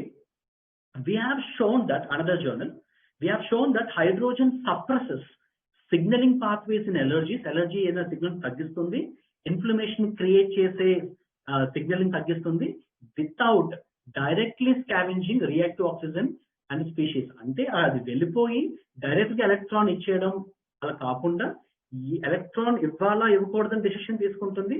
డైరెక్ట్ గా ఫ్రీ రాడికల్స్ ని అడ్రస్ చేయదు. కొన్నిసార్లు సిగ్నలింగ్ పాత్వేస్ లింక్ అయి ఉన్న ఈ సో కాల్డ్ సిగ్నలింగ్ మాలిక్యూల్స్ అన్నిటిని ఎఫెక్ట్ చేస్తుంది. చూడండి, signalling molecules that are modulated by hydrogen ఎన్ని ఉన్నాయో మీకు సిగ్నలింగ్ మాలిక్యూల్స్ సుమారు మనకి 18 మాలిక్యూల్స్ ఉన్నాయి. ఈ అన్ని మాలిక్యూల్స్ ని, యాక్టివిటీస్ ని, ఎక్స్ప్రెషన్స్ ని హైడ్రోజన్ మారుస్తుంది అని one of the familiar journals stating it. That's why thanks to H2. నాకు బాగా నచ్చిన విషయం అండి, అనలిస్ట్ వాటర్ తీసుకున్న తర్వాత బాడీలోకి ఎంటర్ అయిన తర్వాత సెల్స్ అన్నిటికి దగ్గర వెళ్ళిన తర్వాత ఇది అనలైజ్ చేస్తుందండి. వాట్స్ గోయింగ్ ఆన్ అన్నట్టు వెళ్తుంటుంది. సపోజ్ మనం ఊరు వెళ్దాం, ఊర్లో మనం హెల్ప్ చేద్దాం అనుకుంటాం. కొంత సెక్ట్ ఆఫ్ పీపుల్ 3 పూటలు శుభ్రంగా భోజనం చేస్తున్నారు అనుకుందాం. కొంత సెక్ట్ ఆఫ్ పీపుల్ వాళ్ళకి ఒక పూట కూడా సరిగ్గా భోజనం చేయలేకపోతున్నారు అనుకుందాం. ఇప్పుడు మనం భోజనం ఎవరికి పెట్టాలి? 3 పూట్ల భోజనం చేస్తున్న వాడికి భోజనం పెట్టాలా, భోజనం అసలు లేని వాడికి భోజనం పెట్టాలా? కదా, మనకి సివిక్స్ సైన్స్ చెప్తుంది భోజనం లేని వాడికి ఫస్ట్ మనం ఇంపార్టెన్స్ ఇవ్వాలి. ఇక్కడ మనం అర్థం చేసుకోవాల్సింది ఏంటంటే, బయట నుంచి ఎప్పుడైనా మన యాంటీ ఆక్సిడెంట్స్ తీసుకున్నా, ఆ సో కాల్డ్ చూసారా, lot of antioxidants, vitamin A, C, proteins and minerals and glutathiones ఏదైతే తీసుకుంటామో అది అన్ని సెల్ కి ఒకేలాగా యాంటీ ఆక్సిడెంట్ ని అది పవర్ షేర్ చేస్తుంది. అంటే ఇప్పుడు నేను వెళ్ళి ఒక ఊర్లో ఏం చేస్తున్నట్టు అందరికి ఈక్వల్ గా నేను ఫుడ్ పనిచేస్తున్నట్టు, కానీ జస్టిఫికేషన్ లేదు కదా. కానీ H2 మాలిక్యూల్ ఏం చేస్తుందంటే, ఎక్కడైతే నెసెసిటీ ఉంటుందో అక్కడికి వెళ్ళి దాన్ని మాత్రమే అడ్రస్ చేస్తుంది. అప్పుడు ఏం చేస్తుంటే, ఎక్కడైనా ఒక దగ్గర సెల్ దగ్గర డ్యామేజ్ జరుగుతూ ఉంటే ఆ సెల్ దగ్గరికి వెళ్ళి ఆ సెల్ కి మాత్రమే హెల్ప్ చేస్తుంది. మిగతా హెల్తీగా ఉన్న సెల్స్ ని అది ఏమీ డిస్టర్బ్ చేయదు. That is how this is a very smart one. That's what we call analyst. ఏం చెప్తుంది అంటే చూద్దాం, జర్నల్స్ ఏం చెప్తున్నాయంటే, importantly hydrogen only activates NRF2 pathway. గమనించండి, only activates NRF2 pathway where there is an assault. ఎక్కడైతే problem toxin injury వస్తుందో దాన్ని మాత్రమే అడ్రస్ చేస్తుంది, as opposed to constituently acting as a promoter which could be harmful. అందరికీ వెళ్ళి ఏమి అది హెల్ప్ చేయదు. That's why we have to be so thankful to H2. నాలుగవది రెగ్యులేటర్. మనకు తెలుసు cell is made up of proteins అని. ఎక్కడైనా సెల్ డ్యామేజ్ అవుతుంది అంటే, చనిపోతుంది అంటే ఎక్కడో ప్రోటీన్ కంటెంట్ తగ్గుతున్నట్టు, ఇది వెళ్ళి ఆ ప్రోటీన్ లెవెల్స్ ని రెగ్యులేట్ చేస్తుంది. అంటే గుడ్ స్టఫ్ ని అది ప్రమోట్ చేస్తుంది, బ్యాడ్ స్టఫ్ ని తగ్గిస్తుంది. That's what exactly the regulator do. That's why we have to thanks to H2. ఏం చెప్తుంది చూడండి, these studies all point to the notion that hydrogen molecules modulates intracellular signal transduction systems and regulates the downstream gene expressions and mitigate this disease process. ఎక్కడైతే problem వస్తుందో అక్కడ మాత్రమే regulate చేస్తుంది. అంటే మీరు యాంటీ ఆక్సిడెంట్స్ ఎక్కువ డెవలప్ అవ్వాలని అక్కడికి వెళ్ళి ఆ ఇన్ఫర్మేషన్ సిగ్నల్ H2 గ్యాస్ ఇస్తుంది. So we have to be so thankful to H2. And last one, tutor. ఒక స్టూడెంట్ కి ట్యూషన్ కిందకి వెళ్తాడు అంటే ఎక్కడ పెర్ఫార్మెన్స్ ఓవరాల్ గా లేదు. సపోజ్ మ్యాథమెటిక్స్ తక్కువ మార్కులు వస్తే ఒక మ్యాథమెటిక్స్ టీచర్ దగ్గర తీసుకెళ్తాం, వాడి వీక్నెసెస్ ఐడెంటిఫై చేస్తారు, మనం చెప్తుంటాం. ఇది కూడా అంతే, ఇది ట్యూటర్ గా యాక్ట్ చేస్తుంది. అంటే ఇది ఒక సెల్ దగ్గరికి వెళ్తుంది, బాగున్నావా, ఏదైనా హెల్ప్ చేయనా. ఇప్పుడు ఆ సెల్ కి కొంచెం అరగంట అనుకోండి, కొంతమంది చూడండి మనది వాలంటరీగా మన దగ్గరికి వచ్చి హెల్ప్ చేస్తానంటే, ఏదైనా సజెషన్ ఇస్తే మాకు తెలుసులే, మేము చూసుకోగలమే, ఎలాగైతే అంటాము. ఆ సెల్ కూడా యాక్టివ్గా ఉందనుకోండి, అదే ఇన్ఫర్మేషన్ సిగ్నల్ యాక్టివ్ వస్తుంది, H2కి మాకే అవసరం లేదని. అదే పెద్ద హర్ట్ అయిపోదు, అదే ఫీలింగ్స్ ఏం తీసుకోదు, ఎమోషన్స్. సరే నీకు అవసరం లేదు కదా, పక్క సెల్కి వెళ్తుందని, ఆ పక్క సెల్కి వెళ్ళి చూస్తుంది, బాగున్నావా, నీకు ఏమైనా హెల్ప్ చేయనా అంటే వీక్నెస్ ఐడెంటిఫై చేసి మీకు ఇన్ఫర్మేషన్ ఇస్తూ ఉంటుంది, అంటే హెల్ప్ చేస్తూ మొదలు పెడుతుంది. దట్ ఈస్ హౌ ట్యూటర్ గా యాక్ట్ అవుతుంది. It identify where exactly the problem is, ఆ ప్రాబ్లమ్ మాత్రమే ఐడెంటిఫై చేస్తుంది. ఫర్ ఎగ్జాంపుల్ మనకి ఏమంటాము, ఏజింగ్, తర్వాత సెల్యులర్ మెటబాలిజమ్స్, అంటే మనకి ఉన్న ప్రాబ్లం ఏంటంటే ఆక్సిడేటివ్ స్ట్రెస్. ఇవన్నిటిని జనరల్ గా మన ఎదుగుదలకి ఆటంకాలు కదా, సెల్యులర్ మెటబాలిజం ప్రాబ్లం ఉన్న, ఏజింగ్ ఉన్న, ఓకే, ఆక్సిడేటివ్ స్ట్రెస్ ఉన్న. సో అలాంటి వాటిని ఓవర్కమ్ చేయాలి అంటే ఈ H2 వెళ్ళి హెల్ప్ చేస్తుంది, ఎక్స్ప్రెస్ చేస్తుంది, బాబు నువ్వు ఇంకా బెటర్ గా వర్క్ చేస్తే నువ్వు ఇంకా హెల్తీగా ఉంటావు అని ట్యూటర్ చెప్తూ ఉంటుంది, హెల్ప్ చేస్తూ ఉంటుంది. అయితే మీకు బాగా గమనించవచ్చు, ఇక్కడ నేను ఒక ఎగ్జాంపుల్ తీసుకున్నాను, especially with sugar patients, diabetic.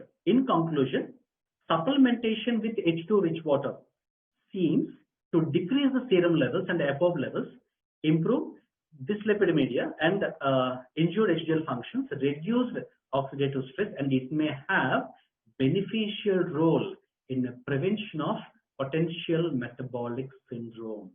అందుకు మనం అందరూ H2కి థ్యాంక్స్ చెప్పాల్సి ఉంటుంది. అయితే ఎలాగో వచ్చింది H2 అనే రీసెర్చ్ చూస్తే మనకి రైట్ నుంచి లెఫ్ట్ కి వచ్చింది. ఫస్ట్ అగ్రికల్చర్ మీద అప్లికేషన్స్ పెట్టారు, ఆ తర్వాత వెటర్నరీ యానిమల్స్ మీద ప్రయోగించారు, ఆ తర్వాత మనం ఏదైతే హాస్పిటల్స్ లో మనం కంగన్ ఇన్స్టాల్ చేశారని చెప్తామో హెల్త్ మీద పెట్టాము, దే ఫాలో ద డ్యూటీ. ఇప్పుడు మనం వెల్నెస్ అండ్ స్పాస్ లో వాడుతున్నాము, హైడ్రోజన్ ఫర్ స్పోర్ట్స్ లో వాడుతున్నాము. ఎన్ని అప్లికేషన్స్ మనకు అన్ని ఉన్నాయి. ఇది నేను జస్ట్ లైక్ దట్ చెప్పట్లేదు, వీ హ్యావ్ 1000 థింగ్స్. మీరు అందరూ నేను ఇచ్చే బెస్ట్ సజెషన్ ఏంటి అంటే మాలిక్యులర్ హైడ్రోజన్ ఇన్స్టిట్యూట్. ఈ ఇన్స్టిట్యూట్ ఒక్కసారి మీరు ఈ వెబ్సైట్ ని చెక్ చేయండి, దాంట్లో హైడ్రోజన్ సంబంధించిన ఇన్ఫర్మేషన్, బేసిక్ ఇన్ఫర్మేషన్ అంత MHA లో ఉంటుంది. ఆ ఇన్ఫర్మేషన్ మీరు తీసుకుంటే ఈ టెర్మినాలజీస్ పట్టుకొని ఎప్పుడైతే మీరు జర్నల్స్ వెళ్తారో, పబ్మెడ్ మీరు బాగా గమనించండి, నేను డాక్టర్స్ ఈ పాయింట్ వాడారు, doctor Dilip has use this word PubMed. ఈ పర్టికులర్ ఇన్ఫర్మేషన్ జర్నల్స్ అని ఇందులో ఉంటాయి. అలాగే European institute of molecular hydrogen therapy కానీ, ACS పబ్లికేషన్స్ కానీ, అండ్ ఈవెన్ ద రిఫరెన్సెస్ నేను తీసుకున్న సో కాల్డ్ జర్నల్స్ అన్ని దీనికి సంబంధించిన references. National centre for biotechnological information, this is from US. Majority of all the things ఏదైతే వరల్డ్ ని మొత్తం అడ్రస్ చేస్తుంది ఈ NCBI, అలాగే అమెరికన్ ఫిజికల్ సొసైటీ కానీ, నేచర్ మెడిసిన్ కానీ, జామాన్ కానీ. సో ఇన్ని రిఫరెన్సెస్, ఇదంతా నేను చెప్పే ఉద్దేశం ఏంటంటే ఫస్ట్ చాప్టర్ కానీ, సెకండ్ చాప్టర్ కానీ, థర్డ్ చాప్టర్ అని నేను చెప్పే ఉద్దేశం ఏంటంటే వెంటనే అర్థమైపోతుంది అని కాదు. ఎప్పుడైనా ఒక గెస్ట్ దగ్గర మనం వెళ్తున్నప్పుడు డెమో చెప్పిన తర్వాత వాళ్ళు ఎప్పుడైనా ఒక క్వశ్చన్ అడిగితే నా దగ్గర ఆన్సర్ లేదు అని అన్ఆన్సర్డ్ గా వెనక్కి వచ్చేయకూడదు అని చెప్పే ప్రయత్నం. చాలా సార్లు చాలా క్వశ్చన్స్ వస్తాయి, మళ్ళీ మనకు ఒక రిఫరెన్స్ మెటీరియల్ ఉండాలి. ప్రతిసారి గూగుల్ వెతికితే Google just gives the information, authentication అది మనకు తెలియదు. అయితే ఈ references of chapter 1, chapter 2, chapter 3 are the most standard what accepted by the scientific fraternity. కాబట్టి ఇది రిఫరెన్స్ గా ఉంచుకుంటాము. ఎప్పుడైనా సరే మనకి క్వశ్చన్ వచ్చినప్పుడు again you go back to the things. అంటే సింపుల్ అండి, భగవద్గీత ఓపెన్ చేసిన వెంటనే శ్లోకాలు వెంటనే అర్థం అవుతాయి. ఆ శ్లోకాలు తాత్పర్యం అర్థం చేసుకొని మళ్ళీ శ్లోకం చదివితే మనకు అర్థం చేసుకునే కెపాసిటీ పెరుగుతుంది. Same I want to make it. అంటే ఈ సో కాల్డ్ మెడికల్ టర్మ్స్ ని ఇంట్రొడ్యూస్ చేసే ఉద్దేశం నాది. సైంటిఫిక్ టర్మ్స్, ఈ టర్మ్స్ ఎప్పుడైతే మనకి అర్థం అవుతుంటాయో ఫ్యూచర్ లో ఎప్పుడైనా డాక్టర్స్ మాట్లాడినా, ఫర్ ఎగ్జాంపుల్ నిన్న డాక్టర్స్ మాట్లాడుతున్నప్పుడు వాళ్ళు ఫ్రీ రాడికల్స్ కోసం చాలా మాట్లాడుతున్నారు. దట్ ఈస్ హౌ ఈ బేస్ అంతా ఉంటుంది. నెక్స్ట్ వచ్చి ఏ సెషన్స్ అయినా సరే you have got a clarity ఏం జరుగుతుంది అనేది. ఓకే, ఇప్పుడు చెప్పండి, H2 గ్యాస్ తీసుకోవాలా వద్దా? How fortunate with all the people. I thank Mr. Oshiro, I thank Mr. and all the energy company, and I thank my brother who have introduced it to with energy VS and Raju.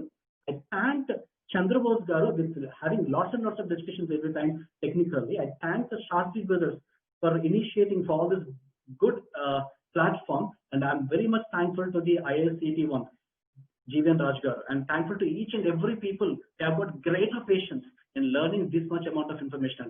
Sir, మీరు decision తీసుకుంటే మిమ్మల్ని నమ్ముకున్న మీ పిల్లలు కానీ, మీ భార్య కానీ, తల్లిదండ్రులు కానీ, మిమ్మల్ని నమ్ముకున్న మీ ఫ్రెండ్స్ కానీ, సొసైటీ కానీ ఇంపాక్ట్ చేస్తే ఓవరాల్ గా ఇండియా హెల్దీగా అవుతుంది. ఆ డెసిషన్ మీదే.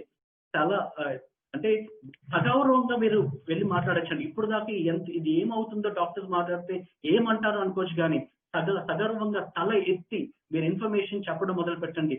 పీపుల్ ఎందుకు తీసుకోవటం లేదంటే మనం వాళ్ళు అడిగిన క్వశ్చన్స్ కి సమాధానం లేనప్పుడే మనకు తెలియదు. ఎప్పుడైతే ఇంత సైంటిఫిక్ ఇన్ఫర్మేషన్ మన దగ్గర ఉంటుందో, ఏదైతే సేల్స్ టెక్నిక్స్ ఈ జూమ్ ప్లాట్ఫామ్ మనకి ఇచ్చిందో, ఈ రెండింటిని సమాంతరంగా వాడుకొని మీరు రెస్పాన్సిబిలిటీ మన అందరి వల్ల మనలాంటి కొన్ని థౌజండ్స్ ఆఫ్ డిస్ట్రిబ్యూటర్స్, లీడర్స్ ఎప్పుడైతే వస్తారో we can make this particular our nation healthy అండి. Yours Raj Varma. Thank you so much.